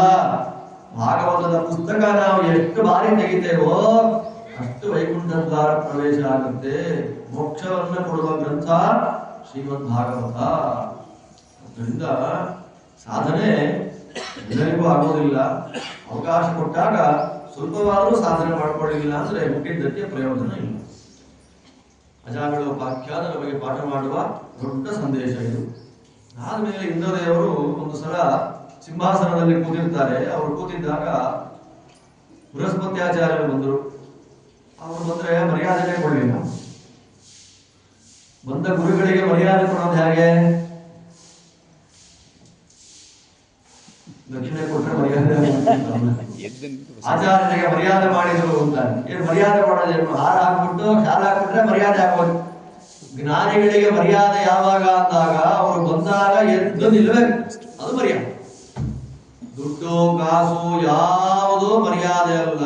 ಜ್ಞಾನಿಗಳಿಗೆ ಅಪಚಾರ ಆಗೋದು ಯಾವಾಗ ಅಂದಾಗ ಎದ್ದು ನಿಂತು ಅವರು ಕೂಡೋ ತನಕ ನಾವು ಕೂಡದೆ ನಿಂತಿದ್ರೆ ಅದು ಜ್ಞಾನಿಗಳಿಗೆ ಕೊಡುವಂತಹ ಮರ್ಯಾದೆ. ಬೃಹಸ್ಪತ್ಯಾಚಾರ್ಯರು ಬಂದಾಗ ಇಂದ್ರದೇವರು ಹಾಗೇ ಕೂತಿದ್ರು. ಅವಮಾನ ಆಯ್ತು, ಹೊರಟೋದು. ಒಂದು ದಿನ ಒಂದು ಯಾಗ ಮಾಡಿಸ್ಬೇಕಾಯ್ತು, ಪುರೋಹಿತರಿಲ್ಲ. ಏನ್ ಮಾಡ್ಬೇಕು ಅಂತ ನೋಡ್ತಾರೆ, ಎಲ್ಲೂ ಸಿಗ್ಲಿಲ್ಲ. ಇಂದ್ರದೇವರು ಬ್ರಹ್ಮದೇವರು ಕೇಳ್ತಾರೆ, ಸ್ವಾಮಿ ಪುರೋಹಿತರು ಕಳೆದೋಗಿದ್ದಾರೆ, ಕಾಣೆ ಆಗಿದ್ದಾರೆ ಅವರು, ಪುರೋಹಿತರು ಬೇಕಲ್ಲ ಅಂದಾಗ ತ್ವಷ್ಟ ಪ್ರಜಾಪತಿ ಮಗ ವಿಶ್ವರೂಪಾಚಾರ್ಯರನ್ನು ಇಟ್ಕೋ ಪುರೋಹಿತರಾಗಿ. ವಿಶ್ವರೂಪಾಚಾರ್ಯ ಹತ್ರ ಬರ್ತಾರೆ, ಪೌರೋಹಿತ್ಯ ಗೊತ್ತಿಲ್ಲ. ನಾನು ಪೌರೋಹಿತ್ಯ ಎಲ್ಲ ಮಾಡೋದು, ನನಗೆ ಪೌರೋಹಿತ್ಯ ನನಗಾಗೋದಿಲ್ಲ. ಯಾಕೆ ಪೌರೋಹಿತ್ಯ ಯಾಕೆ ಸಮಸ್ಯೆ ಅಂತಂದ್ರೆ ಶಾಸ್ತ್ರ ಆದೇಶ ಮಾಡುತ್ತೆ, ನರಕಕ್ಕೆ ಬೇಗ ನಮ್ಮನ್ನ ಕರ್ಕೊಂಡು ಹೋಗುವ ಸಾಧನಗಳಲ್ಲಿ ಫಸ್ಟ್ ಸಾಧನ ಯಾವುದು ಅಂದ್ರೆ ಇಲ್ಲಿ ಕೂತ್ಕೊಂಡು ಪ್ರವಚನ ಮಾಡೋದು, ಆಮೇಲೆ ಎರಡನೆಯದ್ದು ಪೌರೋಹಿತ್ಯ ಮಾಡೋದು. ಶಾಸ್ತ್ರದ ಪಾಠ ಪ್ರವಚನ ಮಾಡೋದಿದೆ ಅಲ್ಲ, ಸಾಧನೆಗೆ ಎಷ್ಟು ಅನುಕೂಲವೋ ನರಕಕ್ಕಷ್ಟು ಸಾಧನೆ. ಏನೇನೋ ಮಾತಾಡ್ಬಿಡೋದು. ನಾನು ಹೇಳ್ತಲ್ಲ ಅಲ್ವಾ, ಜ್ಞಾನಿಗಳಿಗೆ ಅಪಚಾರ ಆಗೋ ಹಾಗೆ ಮಾತಾಡುವಂಥದ್ದು, ಸ್ವತ್ತಮ ದ್ರೋಹ ಮಾಡುವಂಥದ್ದು, ಜ್ಞಾನಿಗಳ ಗ್ರಂಥಗಳನ್ನು ಓದಿ ಅದೇ ಜ್ಞಾನಿಗಳನ್ನೇ ಬೈಯೋದು ಅಲ್ವಾ, ಇದೆಲ್ಲ ಜ್ಞಾನ ಕಾರ್ಯ ಮಾಡ್ತಾ ನರಕ ಲೋಕ ಸಾಧನೆ ಮಾಡಿಕೊಳ್ಳುವ ಸಾಧನಗಳು. ಅದಾದ್ಮೇಲೆ ಎರಡನೇದ್ದು ಯಾವುದು? ಪೌರೋಹಿತ್ಯ. ಮೂರನೇದ್ದು ಯಾವುದು? ಅರ್ಚಕತನ, ಪೂಜೆ ಮಾಡುವಂಥದ್ದು. ಮೂರು ಮೋಸ್ಟ್ ಡೇಂಜರಸ್. ಯಾಕೆ ಅಂತಂದ್ರೆ ತತ್ವನ್ಯಾಸ ಮಾತೃಕನ್ಯಾಸಗಳಿಲ್ಲದೆ ಪೂಜೆ ಮಾಡುವಂಥದ್ದು. ಕಲಶ ಪೂಜೆ ಮಾಡುವಾಗ 101 ಭಗವದ್ ರೂಪಗಳನ್ನ ಕ್ರಮವಾಗಿ ಆವಾಹನೆ, ವಿಕ್ರಮದಲ್ಲಿ ಆವಾಹನೆ, ಪಂಚಕಲಶ, ಸಪ್ತಕಲಶ, 3 ಕಲಶ, ಪೀಠ ಪೂಜೆಗಳು, ಆವರಣ ಪೂಜೆಗಳು, ಆಯುಧ ಪೂಜೆಗಳು, ಪರಿವಾರ ದೇವತಾ ಪೂಜೆ, ಇದ್ಯಾವುದರ ಜ್ಞಾನವೇ ಇಲ್ಲದೆ ಆರಂಭದಲ್ಲಿ ಹೇಳ್ತಾರೆ, ನಿನಗೇನೋ ಗೊತ್ತಿಲ್ಲ ಅಂದ್ರೆ ನಾರಾಯಣ ಅಂತ ನೀರು ಹಾಕ್ಬಿಡು ಅಂತ. ತಾತ್ಪರ್ಯ ಜೀವನ ಪೂರ್ತಿ ನಾರಾಯಣ ಅಂತ ನೀರು ಹಾಕ್ತಿರೋಂತಲ್ಲ,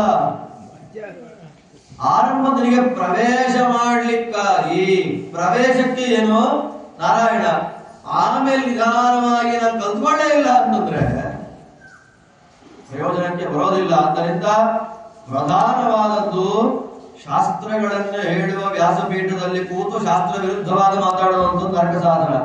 ಅದಾದ ಮೇಲೆ ಪೌರೋಹಿತ್ಯ. ಪೌರೋಹಿತ್ಯ ಮಾಡುವಾಗ ಮಂತ್ರದ ಅರ್ಥ, ಆ ಋಷಿಚಂದ್ರ ದೇವತೆಗಳು ಎಲ್ಲೆಲ್ಲಿ ಹೇಗೆ ಮಂತ್ರ ಪ್ರಯೋಗ ಮಾಡಬೇಕು, ಬಹಳ ಕಷ್ಟ ಇದೆ. ಅದಾದ ಮೇಲೆ ಇನ್ನೂ ಪ್ರಧಾನವಾದಂತಹ ಮಹಾನರಕ ಸಾಧನ ಯಾವುದು ಅಂದ್ರೆ ಸನ್ಯಾಸಿಗಳಾಗುವುದು. ಸನ್ಯಾಸಿ ಆಗುವುದು ಎಷ್ಟು ಕಷ್ಟ ಇದೆ. ಸನ್ಯಾಸ, ತ್ರಿಕಾಲ ಸ್ನಾನ, ತ್ರಿಕಾಲ ಜಪ, ಹೊಟ್ಟೆಯನ್ನು ಕಟ್ಟಬೇಕು, ನಾಲಿಗೆ ಆಸೆಯನ್ನು ಬಿಡಬೇಕು, ಎಲ್ಲವನ್ನ ಬಿಟ್ಟು ಸಾಧನೆ ಮಾಡಬೇಕು. ಅಲ್ಲೇ ಲಕ್ಸುರಿಯಸ್ ಲೈಫ್ ಎಕ್ಸ್ಪೆಕ್ಟ್ ಮಾಡ್ಕೊಂಡು ನಾವು ನಮ್ಮ ಸ್ವಾಮಿಗಳು ಎಸಿ ರೂಮ್ ಇಲ್ಲ ಅಂದ್ರೆ ಬರೋದೇ ಇಲ್ಲ ಅಂದ್ರೆ ಸ್ವಾಮಿಗಳೇ ಅಲ್ಲ. ಎಸಿ ರೂಮ್ ಬೇಕು, ಒಳ್ಳೆ ಗತ್ತಿಗಿರೋ ಬೆಡ್ ಬೇಕು, ಅವರಿಗೆ ಹಾಸಿಗೆಗಳು ಬೇಕು, ಪಂಚಭಕ್ಷ, ಅವ್ರ ಪಂಚಭಕ್ಷ ತಿನ್ನಲೇಬೇಕು ದಿನ ಅವರು ಅಂತಂದ್ರೆ. ಸನ್ಯಾಸಿಯಾದವನ ಪ್ರಧಾನವಾದ ಆಹಾರ ಯಾವುದು ಅಂದ್ರೆ ತೀರ್ಥ, ದೇವರಿಗೆ ಸಮರ್ಪಣೆ ಮಾಡಿದ ನಿರ್ಮಾಲ್ಯ, ಗಂಧ. ದೇವರ ನೈವೇದ್ಯ 5-6 ಮಾಡಲಿ ಭಕ್ಷಾರ, ಇವ್ರು ಮಾತ್ರ ಇಷ್ಟೇ ತಿನ್ಬೇಕು. ಸನ್ಯಾಸ ನಿಯಮ ಇದೆ. ಇದೆಲ್ಲ ಸರಿಯಾದ ಕ್ರಮದಲ್ಲಿ ಮಾಡಲಿಲ್ಲ ಅಂದ್ರೆ ಅವರಿಗೆಲ್ಲ ನೆಕ್ಸ್ಟ್ ಜನ್ಮ ಫಿಕ್ಸ್ ಆಗಿದೆ. ಯಾವುದು ಅಂತ ಗೊತ್ತು. ಈ ಪಾಠ ಪ್ರವಚನ ಮಾಡುವವರಾಗ್ಲಿ, ಶಾಸ್ತ್ರ ಅಧ್ಯಯನ ಮಾಡಿದ ಪಂಡಿತರಾಗ್ಲಿ, ಪುರೋಹಿತರಾಗ್ಲಿ, ಅದಾದ ನಂತರದ ಅರ್ಚಕರಾಗ್ಲಿ, ಅದಾದ ಸನ್ಯಾಸ ವರ್ಗವಾಗ್ಲಿ, ಶಾಸ್ತ್ರ ವಿಧಾನದ ಮಾರ್ಗದಲ್ಲಿ ಬದುಕಲಿಲ್ಲ ಅವರು ಅಂದ್ರೆ ನೆಕ್ಸ್ಟ್ ಜನ ಫಿಕ್ಸ್ ಅವರಿಗೆ ಯಾವ್ದಿಂದ ಗೊತ್ತಾ? ನಾಯಿ. ಅದು ಫಿಕ್ಸೆಡ್ ಆಗಲೇ ಅದು. ಆದ್ದರಿಂದ ಬೇರೆ ವೃತ್ತಿಯವರಿಗೆ ಟೆನ್ಷನ್ ಇರಲ್ಲ. ಬಿಡಪ್ಪ, ಬರೋ ಸಂಬಳ ಬರುತ್ತೆ, ಯಥಾಶಕ್ತಿ ದಾನ ಮಾಡಿ ಧರ್ಮ ಮಾಡಿ ಬದುಕ್ಬಿಡ್ಬೋದು. ಆದ್ರೆ ಈ ಮಾರ್ಗದಲ್ಲಿ ಇದು ವೃತ್ತಿ ಅಲ್ಲ, ಇದು ಪ್ರೊಫೆಷನ್ ಅಲ್ಲ. ಇದು ಯಾವುದು? ಸನ್ಯಾಸಿ ಬಿಟ್ಬಿಡಿ, ಶಾಸ್ತ್ರದ ಪಾಠ ಪ್ರವಚನ, ಶಾಸ್ತ್ರ ಅಧ್ಯಯನ ಮಾಡೋದೇ ಸಂಪಾದನೆ. ಇದು ನಾಟ್ ಪ್ರೊಫೆಷನ್. ನೀವೇನ್ ಕೆಲಸ ಮಾಡ್ಕೊಂಡಿದ್ದೀರಾ ಅಂದ್ರೆ, ನಾನು ಪಂಡಿತ ಕೆಲಸ ಕರ್ತವ್ಯ ಇದೆ. ಉಪನಯನ ಮಾಡಿಕೊಂಡು ಶಾಸ್ತ್ರಾಧ್ಯಯನ ಮಾಡಬೇಕು ಅನ್ನೋದು ಕರ್ತವ್ಯ. ನಿನಗೆ ವೃತ್ತಿ ಇಲ್ಲ. ವೃತ್ತಿ ಏನು? ದೇವರು ಕೊಟ್ಟ ವೃತ್ತಿ ಏನು? ಶಾಸ್ತ್ರಾಧ್ಯಯನ ಮಾಡಿದವರಿಗೆ ಅವರ ಪಾಠ ಪ್ರವಚನ ಮಾಡಿಕೊಂಡಿರೋದು ಅವರ ಕರ್ತವ್ಯ. ಅವರ ಯೋಗ್ಯತೆಗೆ ಎಷ್ಟು ಕೊಡಬೇಕು ಅದನ್ನ ಗೃಹಸ್ಥರಿಗೆ ಪ್ರೇರಣೆ ಮಾಡಿ ಭಗವಂತ ಕೊಡುತ್ತಾನೆ. ಅಷ್ಟೇ. No expectations, no regrets. ಹಾಗಿದ್ದವರು ಮಾತ್ರ ಶಾಸ್ತ್ರದ ದಾರಿಯಲ್ಲಿ ಬರಬೇಕು. ಇಲ್ಲ, ನಾನು ಪಾಠ ಪ್ರವಚನ ಮಾಡಿ ಒಂದು 10 ಕೋಟಿ ರೂಪಾಯಿ ಸಂಪಾದನೆ ಮಾಡ್ತೀನಿ ಅಂದ್ರೆ ಪಾಠ ಪ್ರವಚನ 10 ಕೋಟಿ ಎರಡು ವಿರುದ್ಧ ಆಗುವುದು, ಅಪೋಸಿಟ್ ಮಾರ್ಗ ಆಗುವುದು, ಮೋಸದ ಮಾರ್ಗ ಆಗುವುದು. ಎಲ್ಲ ಕಾರಣಗಳಿಂದ ಸಾಧನೆಗೆ ವಿಶೇಷವಾಗಿರತಕ್ಕ ವಿಘ್ನಗಳನ್ನು ಕೊಡುವ ಮಾರ್ಗಗಳು ಬೇಕಾದಷ್ಟಿದೆ. ಅದಕ್ಕೆ ನಾನು ಪೌರೋಹಿತ್ಯ ಮಾಡೋದಿಲ್ಲ ಅಂತಂದು. ಆದ್ರೂ ನೀವಿದ್ದೀರಿ, ಪ್ರಾರ್ಥನೆ ಮಾಡಿದ್ದೀರಿ, ದೊಡ್ಡವರು ಕೇಳುವಾಗ ಇಲ್ಲ ಅಂತ ಅನ್ಬಾರ್ದು. ನಾನು ಪೌರೋಹಿತ್ಯ ಮಾಡ್ತೀನಿ, ಪರವಾಗಿಲ್ಲ ಅಂತ. ಸರಿ, ಬಂದ್ರು, ಪೌರೋಹಿತ್ಯ ಮಾಡ್ತಾ ಇದ್ದಾರೆ. ಒಂದು ಪ್ರಾಬ್ಲಮ್ ಏನಾಗಿದೆ ಅಂದ್ರೆ, ಅವರ ಸೋದರ ಮಾವ ರಾಕ್ಷಸ. ಪಾಪ ಏನೇ ಆಗಲಿ ಸೋದರ ಮಾವ ಕಡೆ ಪ್ರೀತಿ ಇದ್ದೇ ಇರ್ತಾನೆ ಮಕ್ಕಳಿಗೆ. ಇಂದ್ರಾಯ ಸ್ವಾಹ ಅಂತ ಆಹುತಿ ಕೊಡುವಾಗ ರಾಕ್ಷಸರಿಗೂ ಸ್ವಾಹ ಅಂತ ಕೊಟ್ಬಿಡ್ತಾನೆ. ಇಂದ್ರದೇವರಿಗೆ ಗೊತ್ತಾಗ ಅವರು ತಲೆನೇ ಕತ್ತರಿಸಿ ಹಾಕಿದಾಗ ಅವರ ತಂದೆಗೆ ಕೋಪ ಬಂದು ದಕ್ಷಿಣಾಗ್ನಿಯಲ್ಲಿ ಆಹುತಿಯನ್ನು ಕೊಡ್ತಾರೆ. ಆಗ ಮೇಲೆದ್ದು ಬಂದವರೇ ವೃತ್ರಾಸುರ. ಆ ವೃತ್ರಾಸುರವನ್ನು ವಧೆ ಮಾಡಲಿಕ್ಕೆ ಇಂದ್ರದೇವರು ವಜ್ರಾಯುಧವನ್ನು ತಗೊಳ್ತಾರೆ. ವಜ್ರದ ಮೂಲಕ ನಾರಾಯಣ ವರ್ಮದ ಸಿದ್ಧಿ ಇದೆ ಅದರಲ್ಲಿ. ಆ ನಾರಾಯಣ ವರ್ಮದ ಸಿದ್ಧಿಯ ವಜ್ರದಿಂದ ವೃತ್ರನ ತಲೆಯನ್ನು ಕಡಿದಾಕಿದ್ರು ಅನ್ನುವಂತಹ ಚರಿತ್ರೆಯನ್ನು ನಾವಿಲ್ಲಿ ಹೇಳ್ತಾ ಇದ್ದೀವಿ. ನಾರಾಯಣ ವರ್ಮದ ಮಹಿಮೆ ಅತ್ಯಂತ ವಿಸ್ತಾರವಾಗಿ ಬಂದಿದೆ. ಅದಾದ ನಂತರದಲ್ಲಿ ದಿತಿದೇವಿಗೆ ಒಂದು ಪ್ರಾರ್ಥನೆ ಇತ್ತು. ಏನ್ ನಮ್ಮವರೆಲ್ಲ ರಾಕ್ಷಸರೆಲ್ಲ ಸಾಯ್ತಾ ಇದ್ದಾರೆ, ದೇವತೆಗಳೆಲ್ಲ ಬದುಕ್ತಾ ಇದ್ದಾರಲ್ಲ, ಒಂದು ಸಲ ದೇವತೆಗಳು ಸೋಲ್ಬೇಕು ಅಂತ ಯಾವುದಾದ್ರೂ ಒಂದು ವ್ಯಾಪಾರ ಇದ್ರೆ ಹೇಳ್ರಿ ಅಂದಾಗ ಪುಂಸವರ ಅನ್ನೋ ವ್ರತೋಪದೇಶ ಮಾಡ್ತಾನೆ ಕಶ್ಯಪರು. ಗರ್ಭಧಾರಣೆ ಆಯಿತು. ಇಂದ್ರನಿಗೆ ವಿಷಯ ಗೊತ್ತಾಗಿತ್ತು. ನಮ್ಮನ್ನ ಸೋಲಿಸುವಂತಹ ಒಂದು ಕೂಸು ಹುಟ್ಟು ಬರುತ್ತೆ ಅನ್ನೋ ಆಸೆಯಿಂದ ನಮ್ಮ ಚಿಕ್ಕಮ್ಮ ವ್ರತ ಮಾಡ್ತಾ ಇದ್ದಾಳೆ ಅಂತ ಅವಳಿಗೆ ಸೇವೆ ಮಾಡೋ ನಾಟಕ ಮಾಡ್ತಾ ಅವಳು ವ್ರತವನ್ನ ಎಲ್ಲಿ ತಪ್ಪಿಸ್ತಾಳೆ ಅನ್ನೋದನ್ನ ನೋಡ್ತಾ ಇದ್ರು. ಒಂದ್ ದಿವಸ ಅವಳು ತುಂಬು ಗರ್ಭಿಣಿ, ರಾತ್ರಿ ಮಲ್ಕೊಳ್ಳೋ ಟೈಮಲ್ಲಿ ಕಾಲೆಲ್ಲ ತೊಳ್ಕೊಳ್ಳದೆ ಮಲ್ಕೊಂಡ್ಬಿಟ್ರು. ಅದನ್ನೇ ನೋಡ್ತಾ ಇದ್ದ ಇಂದ್ರದೇವರು ಅವಳ ಗರ್ಭ ಪ್ರವೇಶ ಮಾಡಿ ವಜ್ರದಿಂದ 7 ಭಾಗ 49 ಭಾಗವಾಗಿ ಆ ಭ್ರೂಣವನ್ನು ಕತ್ತರಿಸ್ಬಿಟ್ರು. ಆದ್ರೂ ಸಾಯಿಲ್ಲ. ದೇವರ ಅನುಗ್ರಹದಿಂದ ಆ ಭ್ರೂಣ ಹೋಗಲಿಲ್ಲ. ಆ 49 ಮಕ್ಕಳೇ ಮರುದೇವತೆಗಳು ಅಂತ ಲೋಕದಲ್ಲಿ ಅತ್ಯಂತ ಪ್ರಸಿದ್ಧರಾದಂತಹ ಮಹಾನುಭಾವರು. ಆ ಮರುದೇವತೆಗಳ ಜನ್ಮ, ಅವರ ಕರ್ಮ ಇತ್ಯಾದಿಗಳನ್ನ ಅನುಸಂಧಾನ ಮಾಡುವಂತಹ ವ್ಯಕ್ತಿಗಳಿಗೆ ಸತ್ಸಂತಾನಾದಿಗಳಾಗತ್ತೆ ಅಂತ ಫಲಶ್ರುತಿಯನ್ನು ಕೊಡ್ತಾರೆ. ಇಷ್ಟರ ಮೇಲೆ ಇದೊಂದು ಭಾಗ ಹೇಳಿ ನಾನು ಮುಗಿಸ್ಬಿಡ್ತೀನಿ ಇವತ್ತು. ಇಷ್ಟರ ಮೇಲೆ ಪರೀಕ್ಷಿತ ಮಹಾರಾಜ ಪ್ರಶ್ನೆ ಮಾಡ್ತಾನೆ, ಸ್ವಾಮಿ, ದೇವರು ದೈತ್ಯರನ್ನ ಹೊಡಿಲಿಕ್ಕೆ ಇದ್ದಾನೆ, ದೇವತೆಗಳಿಗೆ ಅನುಗ್ರಹವನ್ನು ಮಾಡಲಿಕ್ಕೆ ಇದ್ದಾನೆ ಅಂದ್ರೆ ದೇವರು ಪಕ್ಷಪಾತ ಮಾಡ್ತಾರೆ. ಒಬ್ಬರಿಗೆ ಫೇವರ್ ಆಗೋದು, ಇನ್ನೊಬ್ಬರಿಗೆ ವಿರೋಧ ಮಾಡೋದು. ಅವನು ದೇವರು ಯಾರಾಗ್ತಾನೆ? ಆ ಫೇವರಿಸಮ್ ಅಂತ ಅನ್ನೋದು ಅದು ನಮಗೆ, ದೇವರಿಗೆ. ಇವ್ರು ನಮ್ಮವರು, ಇವ್ರು ಬೇರೆಯವರು ಅನ್ನೋರು ಯಾರು? ನಮ್ಮಂಥವ್ರು. ದೇವರಿಗೆಲ್ಲ ಒಂದೇ, ವೈಷಮ್ಯವೂ ಇಲ್ಲ, ನೈರ್ಘಣ್ಯವೂ ದೇವರಿಗಿಲ್ಲ. ಹಾಗಿರ್ಬೇಕಾದ್ರೆ ಏನು ವ್ಯಾಪಾರ ಇದು ಅಂದಾಗ ಅದ್ಭುತವಾದ ಒಂದು ಚರಿತ್ರೆ ಹೇಳ್ತಾರೆ. ನರಸಿಂಹಾವತಾರ. ಹಿರಣ್ಯಕಶಿಪು ಅಂತ ಒಬ್ಬ ದೈತ್ಯ. ಅವನು ಹಿರಣ್ಯಾಕ್ಷನ ವಧೆ ಆದ ಮೇಲೆ ಭಗವಂತನ ಮೇಲಿನ ಕೋಪದಿಂದ ಬ್ರಹ್ಮದೇವರನ್ನ ಕುರಿತಾಗಿ ತಪಸ್ಸು ಮಾಡ್ತಾರೆ. ಅವನಿಗೆ ಅನುಗ್ರಹ ಮಾಡಿದ ಬ್ರಹ್ಮದೇವರು ಅವನು ಕೇಳಿದ ಎಲ್ಲಕ್ಕೂ ತಥಾಸ್ತು ಅಂತಾರೆ. ಯಾವುದರಿಂದಲೂ ಸಾಯಬಾರದು ಅಂತ ಅವನ ವರ. ಬ್ರಹ್ಮದೇವರು ಸೃಷ್ಟಿ ಮಾಡಿದ ಯಾವ ಪದಾರ್ಥದಿಂದಲೂ ನನಗೆ ಮರಣ ಬರಬಾರದು ಅಂತ ಅವನ ವರ. ಗರ್ಭಿಣಿ ಹೆಣ್ಣು ಮಗಳು ಇಂದ್ರದೇವರು ವಧೆ ಮಾಡಬೇಕು ಅಂತ ನೋಡಿದಾಗ ನಾರದರು ಬಂದು ಕರ್ಕೊಂಡು ಹೋಗಿದ್ರು. ನಾರದರು ಆ ಗರ್ಭಿಣಿಯ ಕೂಸನ್ನ ಹೆಣ್ಣು ಮಗಳನ್ನು ಕರ್ಕೊಂಡು ಹೋಗಿದ್ದಾರೆ. ತತ್ವೋಪದೇಶ ನಾರದರ ಮನೆಗೆ ಹೋಗಿ ಟಿವಿ ಹಾಕಿ ಅಂತ ಯಾರಾಗ್ತಾರೆ? ಹೋಗಿರೋ ನಾರದರ ಮನೆಗೆ. ನನ್ ಟೈಮ್ ಪಾಸ್ ಆಗ್ತಿಲ್ಲ ಸ್ವಾಮಿ, ನನ್ ಚಾನಲ್ ಚೇಂಜ್ ಮಾಡಿ ನೀವು. ನಮ್ಮ ಮನೇಲಿ ಇರೋದು ಒಂದೇ ಚಾನಲ್, ಪ್ರವಚನ ಚಾನಲ್ ಇದೆ ನಮ್ಮ ಮನೆಯಲ್ಲಿ, ಅದು ಬಿಟ್ಟು ಬೇರೆ ಇನ್ನೇನಿಲ್ಲ. ಅಪ್ಪ ಅವಳು ಒಂದೆರಡು ದಿನ ನಾರದರು ಪ್ರವಚನ ಮಾಡ್ತಾರೆ ಕೇಳೋಣ ಅಂತ ಇಂಟ್ರೆಸ್ಟ್. ಮೂರನೇ ದಿನ ಸ್ವಲ್ಪ ಗೋಡೆ ಹತ್ರ ಕೂತ್ಕೊಳ್ಳ ಅಂತ ಅವಳು, ಸರಿ ಕೂತ್ಕೊಳ್ಳಪ್ಪ ಗೋಡೆ ಹತ್ರ ಅಂತ. ನಾಲ್ಕನೇ ದಿವಸದಿಂದ ಇವರು ಪ್ರವಚನ ಮಾಡ್ತಾ ಇದ್ದಾರೆ, ಅವಳು ನಿದ್ದೆ ಮಾಡ್ತಾ ಇದ್ರು. ನಾರದ್ರು ಏನ್ ಮಾಡಿದ್ರು? ನಿಲ್ಲಿಸ್ಬಿಟ್ಟ. ಒಳಗಿನ ಗಂಧ ಕೇಳ್ತಾ ಇದೆ. ಹಾಗಂತ ಆಚಾರ್ಯ ನೀವು ಪ್ರವಚನ ಮಾಡಿ ನಾವು ಹೊರಬಿಡ್ತೀವಿ ಗೋಡೆ ಹತ್ರ ಹೋಗ್ಬಿಟ್ಟು ಅಂತ ಹೇಳೋದಷ್ಟೇ. ಈ ದೃಷ್ಟಿಯಲ್ಲಿ ಒಳಗಿನ ಗರ್ಭ ರಿಯಾಕ್ಟ್ ಆಗ್ತಾ ಇದೆ. ನಾರದರು ಮಾಡುವ ತತ್ವ ಒಳಗಿನ ಭ್ರೂಣ ಕೇಳ್ತಾ ಇದೆ. ಆದ್ದರಿಂದ ಸಾತ್ವಿಕ ಜೀವ ಎಲ್ಲಿಂದ ಹೇಗೆ ಬರುತ್ತೆ ಗೊತ್ತಿಲ್ಲ. ಈ ದೃಷ್ಟಿಯಲ್ಲಿ ನಿನ್ನ ಗಂಡ ತಪಸ್ಸು ಮುಗಿಸ್ಕೊಂಡು ಬರೋ ತನಕ ನಿನಗೆ ಹೆರಿಗೆ ಆಗೋದು ಬೇಡ ಅಂತ ಹೊರ ಕೊಟ್ಟಿದ್ರು ನಾರದರು. ತಪಸ್ಸು ಮುಗಿಸ್ಕೊಂಡು ಬಂದ, ನಾರದರ ತತ್ವೋಪದೇಶ ಆಗಿದೆ, ಮನೆಗೆ ಕಳಿಸಿದ್ದಾರೆ, ಹೆರಿಗೆ ಆಯಿತು, ಪ್ರಹ್ಲಾದ ಅಂತ ಮಗು ಹುಟ್ಟಿದ. ಇನ್ನು 3-4 ಜನ ತಮ್ಮಂದ್ರು ಹುಟ್ಟಿದ್ದಾರೆ. ಈ ಮಗು ಉಪನಯನ ಮಾಡಿದ, ಗುರುಕುಲಕ್ಕೆ ಕಳಿಸ್ದ. ವಿದ್ಯಾಪೀಠದಿಂದ ಮನೆಗೆ ಬಂದ್ರೆ ಮಗು ನೀನ್ ಏನ್ ತಂದ್ಕೊಂಡಿದ್ಯಾ ಅಂತ ಕೇಳಿದ್ರೆ ನಿಮ್ ಮನೆ ಬಿಟ್ಟು ಓಡೋಗ್ಬೇಕು, ದೇವರ ಪೂಜೆ ಮಾಡಬೇಕು ಅನ್ನೋ ಆಸೆ ಆಗ್ತಾ ಇದೆ ಅಂತ. ಅಪ್ಪನಿಗೆ ಸಿಟ್ಟು ಬಂದು ಯಾರೋ ಗುರುಗಳು ಪಾಠ ಸರಿಯಾಗಿ ಮಾಡ್ತಾ ಇಲ್ಲ ಅಂತ ಹೇಳಿ ಬೇರೆ ಪಾಠ ಮಾಡ್ರಿ ಅಂತಂದಾಗ ಏನ್ ಪಾಠ ಮಾಡಿದ್ರು ಇಲ್ಲ. ನಾರದರಿಂದ ಆಗ್ಲೇ PhD ಆಗೋಗಿದೆ, ಪೋಸ್ಟ್ ಗ್ರಾಜುಯೇಷನ್ ಆಗೋಗಿದೆ, ಇನ್ನೇನು ನಾಟಕ ಮಾಡ್ಬೇಕಷ್ಟೇ ಈಗ. ಸರಿ ಮನೆಗೆ ಬಂದ್ರೆ ಇನ್ನೇನ್ ಕಲ್ತಿಯಪ್ಪ ಅಂದ್ರೆ ದೇವರ ಶ್ರವಣಾದಿಗಳನ್ನು ಮಾಡಬೇಕು ಅಂತ ಆಸಕ್ತಿ ಇದೆ. ಇವು ಡೇಂಜರಸ್ ಇಲ್ಲ, ಇವನು ಈಗಲೇ ಮುಗಿಸ್ಬಿಡ್ಬೇಕು ಅಂತ ಮಹಾ ಪ್ರಯತ್ನ ಪಡ್ತಾನೆ ಪ್ರಹ್ಲಾದನ ಸಂಹಾರ ಮಾಡ್ಬೇಕು ಅಂತ. ಏನು ಪ್ರಯತ್ನ ಪಟ್ಟರು ಕೂಡ ಪ್ರಹ್ಲಾದರಾಜರನ್ನ ಸಂಹಾರ ಮಾಡ್ಲಿಕ್ಕೆ ಆಗದೇ ಇದ್ದಾಗ ಕೊನೆಗೆ ಪ್ರಹ್ಲಾದರಾಜರನ್ನ ಕೊನೆ ಚಾನ್ಸ್ ಅಂತ ಗುರುಕುಲ ಕಳಿಸಿದ್ದಾರೆ. ಅಲ್ಲಿ ಗುರುಗಳೆಲ್ಲ ಪೌರೋಹಿತ್ಯಕ್ಕಾಗಿ ಹೋದಾಗ ಅಸುರ ಬಾಲಕರಿಗೆ ಭಾಗವತ ಧರ್ಮೋಪದೇಶವನ್ನು ಮಾಡ್ತಾನೆ. ಆ ಭಾಗವತ ಧರ್ಮಗಳನ್ನು ನಮಗೆ ಆಸಕ್ತಿ ಬರಬೇಕು ಅಂದ್ರೆ ಏನ್ ಮಾಡಬೇಕು ಅಂತಾನೆ ಗುರು ಶುಶ್ರೂಷೆಯ ಭಕ್ತ್ಯ ಸರ್ವ ಲಾಭಾರ್ಪಣೆಯ ಚ ಸಂಘೇಯ ಸಾಧು ಭಕ್ತಾನಾಂ ಈಶ್ವರಾರಾಧನೆಯ ಚ. ಪ್ರಹ್ಲಾದರಾಜರ ಉಪದೇಶ ಅದ್ಭುತವಾಗಿದೆ. ಗುರು ಸೇವೆಯಿಂದ ನೀವು ಎಷ್ಟು ಭಕ್ತಿಯಿಂದ ಮಾಡ್ತೀರೋ ಅಷ್ಟು ಭಗವಂತ ಒಲಿತಾನೆ ಅಂತ ಹೇಳಿದಾಗ ಅಪ್ಪನಿಗೆ ಗೊತ್ತಾಯ್ತು, ಓ ನಮ್ಗೆ ಇನ್ನೇನು ಮಾಡಕ್ಕಾಗಲ್ಲ ಅಂತ. ಕೇಳ್ತಾನೆ, ನಿನಗಿಷ್ಟು ಬಲ ಎಲ್ಲಿಂದ ಬಂತು ಅಂದಾಗ ನನಗೆ ದೇವರಿಂದ ಬಲ ಅಂತಂದ. ಆ ದೇವರನ್ನು ತೋರಿಸು ಅಂದಾಗ ಎಲ್ಲಾ ಕಡೆ ಇದ್ದಾನೆ ದೇವರು, ಕಂಬದಲ್ಲಿದ್ದಾನ ಕರಿ ಅಂತಂದ. ಕಂಬಕ್ಕೆ ಬಂದಾಗ ಸ್ವಾಮಿ ನಾರಾಯಣ ಪರಮಾದ್ಭುತವಾದಂತಹ ಒಂದು ರೂಪದಿಂದ ಅಲ್ಲಿ ಪ್ರಾದುರ್ಭೂತನಾಗ್ತಾ ಇದ್ದಾನೆ.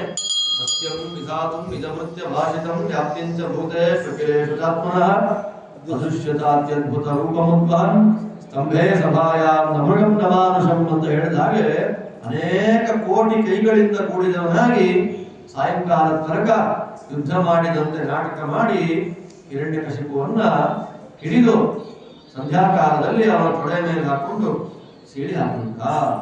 ಹಿರಣ್ಯಕಶಿಪುವಿನ ವಧೆ ಆದ್ಮೇಲೆ ನರಸಿಂಹದೇವರ ಕೋಪ ಅಸಾಧಾರಣವಾದ ಕೋಪ.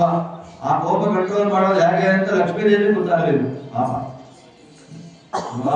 ಲಕ್ಷ್ಮೀದೇವಿ ಗೊತ್ತಾಗಲಿಲ್ಲ ಅಂದ್ರೆ ನಮಗೂ ಗೊತ್ತಾಗಲ್ಲ ಅಷ್ಟೇ. ಪ್ರಹ್ಲಾದರಾಜರೇ ಅನುಗ್ರಹ ಮಾಡಬೇಕಾಗಿದೆ ಆ ಕಾಲಕ್ಕೆ ಅಂತ ಪ್ರಹ್ಲಾದರಾಜರನ್ನು ಕಳಿಸ್ತಾರೆ. ಪ್ರಹ್ಲಾದರಾಜರು ಸ್ತೋತ್ರ ಮಾಡ್ತಾರೆ ದೇವರನ್ನ. ದೇವರು ಪ್ರಹ್ಲಾದರಾಜರ ತಲೆ ಮೇಲೆ ಕೈ ಇಟ್ಟ.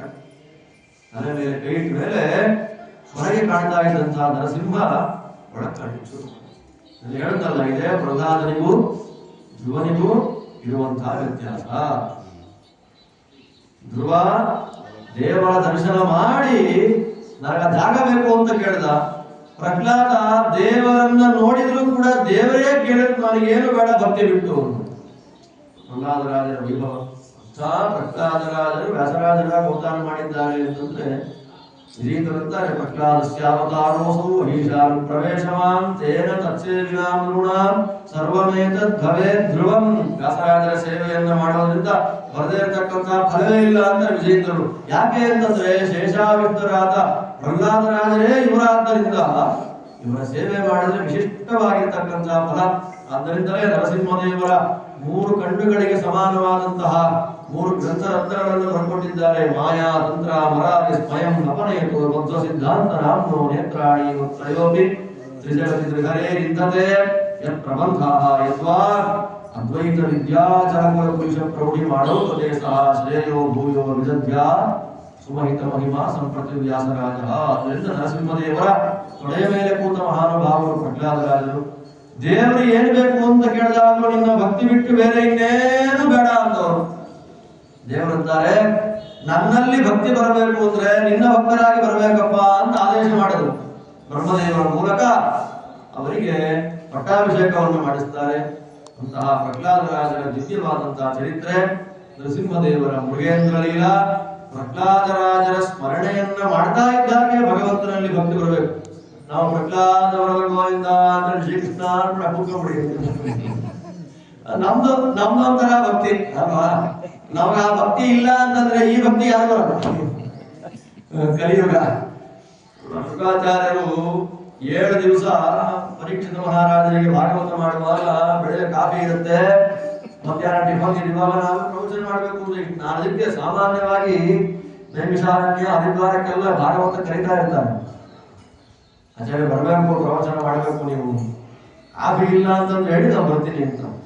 ಕಾಫಿ ಇಲ್ಲ ಅಂದ್ರೆ ಆಚಾರ್ಯ ನಾನು ನೀವಿದ್ರೆ ಭಾಗವತ ಕೇಳಬೇಕು, ಜನ ಬರಲ್ಲ. ಆಗ ನಾ ಕಾಫಿ ಕಡೆ ನಾನು ಬರಲ್ಲಪ್ಪ ಅಂತ ಹೇಳ್ತೀನಿ. ದರಿದ್ರ ಎಲ್ಲಿದೆ ನಾನು ಬರಲ್ಲ ಅಲ್ಲಿ ಅಂತ. ನಮ್ಮ ಜೀವನದಲ್ಲಿ ಒಂದು ಸಂಕಲ್ಪ, ನಮ್ದೊಂದು ಅನೇಕ ಜನಗಳನ್ನ ಕಾಫಿ ಬಿಡಿಸ್ಬೇಕು ಅಂತ. ನಿಮ್ಮಲ್ಲಿ ಯಾರಿಗಾದ್ರೂ ಆಸೆ ಇದ್ರೆ ಭಾಗವತ ಕೇಳಿ ಬಿಡ್ಬೋದು. ಕುಡಿತಿಲ್ಲ ಅಂದ್ರೆ ತುಂಬಾ ಸಂತೋಷ. ದೇವರಿಗೆ ನೈವೇದ್ಯವಾದ ಹಾಲಿಗೆ ಬಾದಾಮಿ ಹಾಕೊಳ್ಳಿ, ಅರಿಶಿನ ಹಾಕೊಳ್ಳಿ, ಏನೆಲ್ಲ ಪುಡಿಗಳನ್ನ ಕುಟ್ಟಿ ಕುಡೀರಿ. ದಯಮಾಡಿ ದೇವರಿಗೆ ನೈವೇದ್ಯಕ್ಕೆ ಬರದ ಪದಾರ್ಥಗಳನ್ನ ಸ್ವೀಕಾರ ಮಾಡಿ ಹೋಗಬೇಡಿ. ಸ್ವೀಕಾರ ಮಾಡಿಕೊಂಡು ಭಗವಂತನಲ್ಲಿ ವಿಶಿಷ್ಟವಾದ ಭಕ್ತಿ ಬರಲ್ಲ. ನೋಡ್ರಿ, ಹರಿ ನಿಮಗೆ ಏನಾದ್ರು ಪ್ರೇರಣೆ ಮಾಡಿದ ಅಂತಂದ್ರೆ ದಯಮಾಡಿ ಅದನ್ನ ಬಿಡುವಂತಹ ಪ್ರಯತ್ನ.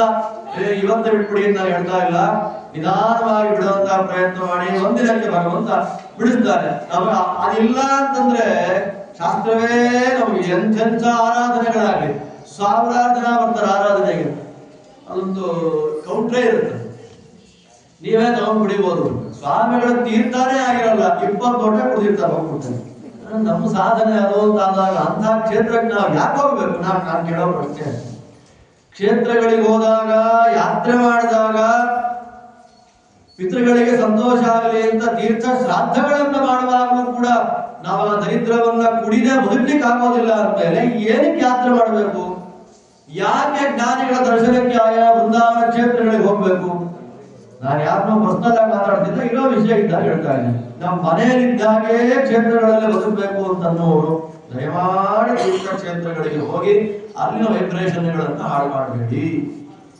ತೀರ್ಥಕ್ಷೇತ್ರಗಳ ಕಂಪನ ಮನಸ್ಸಿನಲ್ಲಿ ಬರಬೇಕು. ಎಂಥ ಕ್ಷೇತ್ರ, ದೇವತೆಗಳು ಬಂದ ಕ್ಷೇತ್ರ ಅಂತ ನಮ್ಮ ಮನಸ್ಸಲ್ಲಿ ಇರುತ್ತೆ. ಎಲ್ಲ ಕಾರಣದಿಂದ ಪ್ರಹ್ಲಾದರಾಜರ ಚರಿತ್ರೆ ನಮ್ಮಲ್ಲಿ ಭಾಗವತ ಧರ್ಮಗಳನ್ನು ಅಭಿವೃದ್ಧಿ ಮಾಡುವಂತಹ ಚರಿತ್ರೆ. ಮಹಾಭಾಗವತೋತ್ತಮರಲ್ಲಿ ಫಸ್ಟ್ ನೇಮ್ ಯಾರ್ದು? ಮೊದಲನೇ ಹೆಸರು ಯಾರ್ದು? ಅನುಭಾವಿಗಳು. ಅವರಿಗೋಸ್ಕರವೇ ಒಂದು ಸ್ಕಂಧವನ್ನ ಭಾಗವತದಲ್ಲಿ ಇಟ್ಟಿದ್ದಾರೆ. ನರಸಿಂಹದೇವರ ಸಾಕ್ಷಾತ್ಕಾರಕ್ಕೆ ಪಾತ್ರರಾದ ಪ್ರಹ್ಲಾದರಾಜರ ದಿವ್ಯ ಅನುಗ್ರಹ ನಮ್ಮೆಲ್ಲರ ಮೇಲಾಗ್ಲಿ. ತತ್ವಜ್ಞಾನದಲ್ಲಿ ಆಸಕ್ತಿ ಬರಲಿ, ದೇವರಿಗೆ ವಿರುದ್ಧವಾದ ಪದಾರ್ಥಗಳನ್ನ ಸ್ವೀಕಾರ ಮಾಡಿಕೊಳ್ಳುವಲ್ಲಿ ವೈರಾಗ್ಯ ಬರಲಿ ಅಂತ ಪ್ರಾರ್ಥನೆಯನ್ನು ಮಾಡ್ತಾ ಶ್ರೀಕೃಷ್ಣ.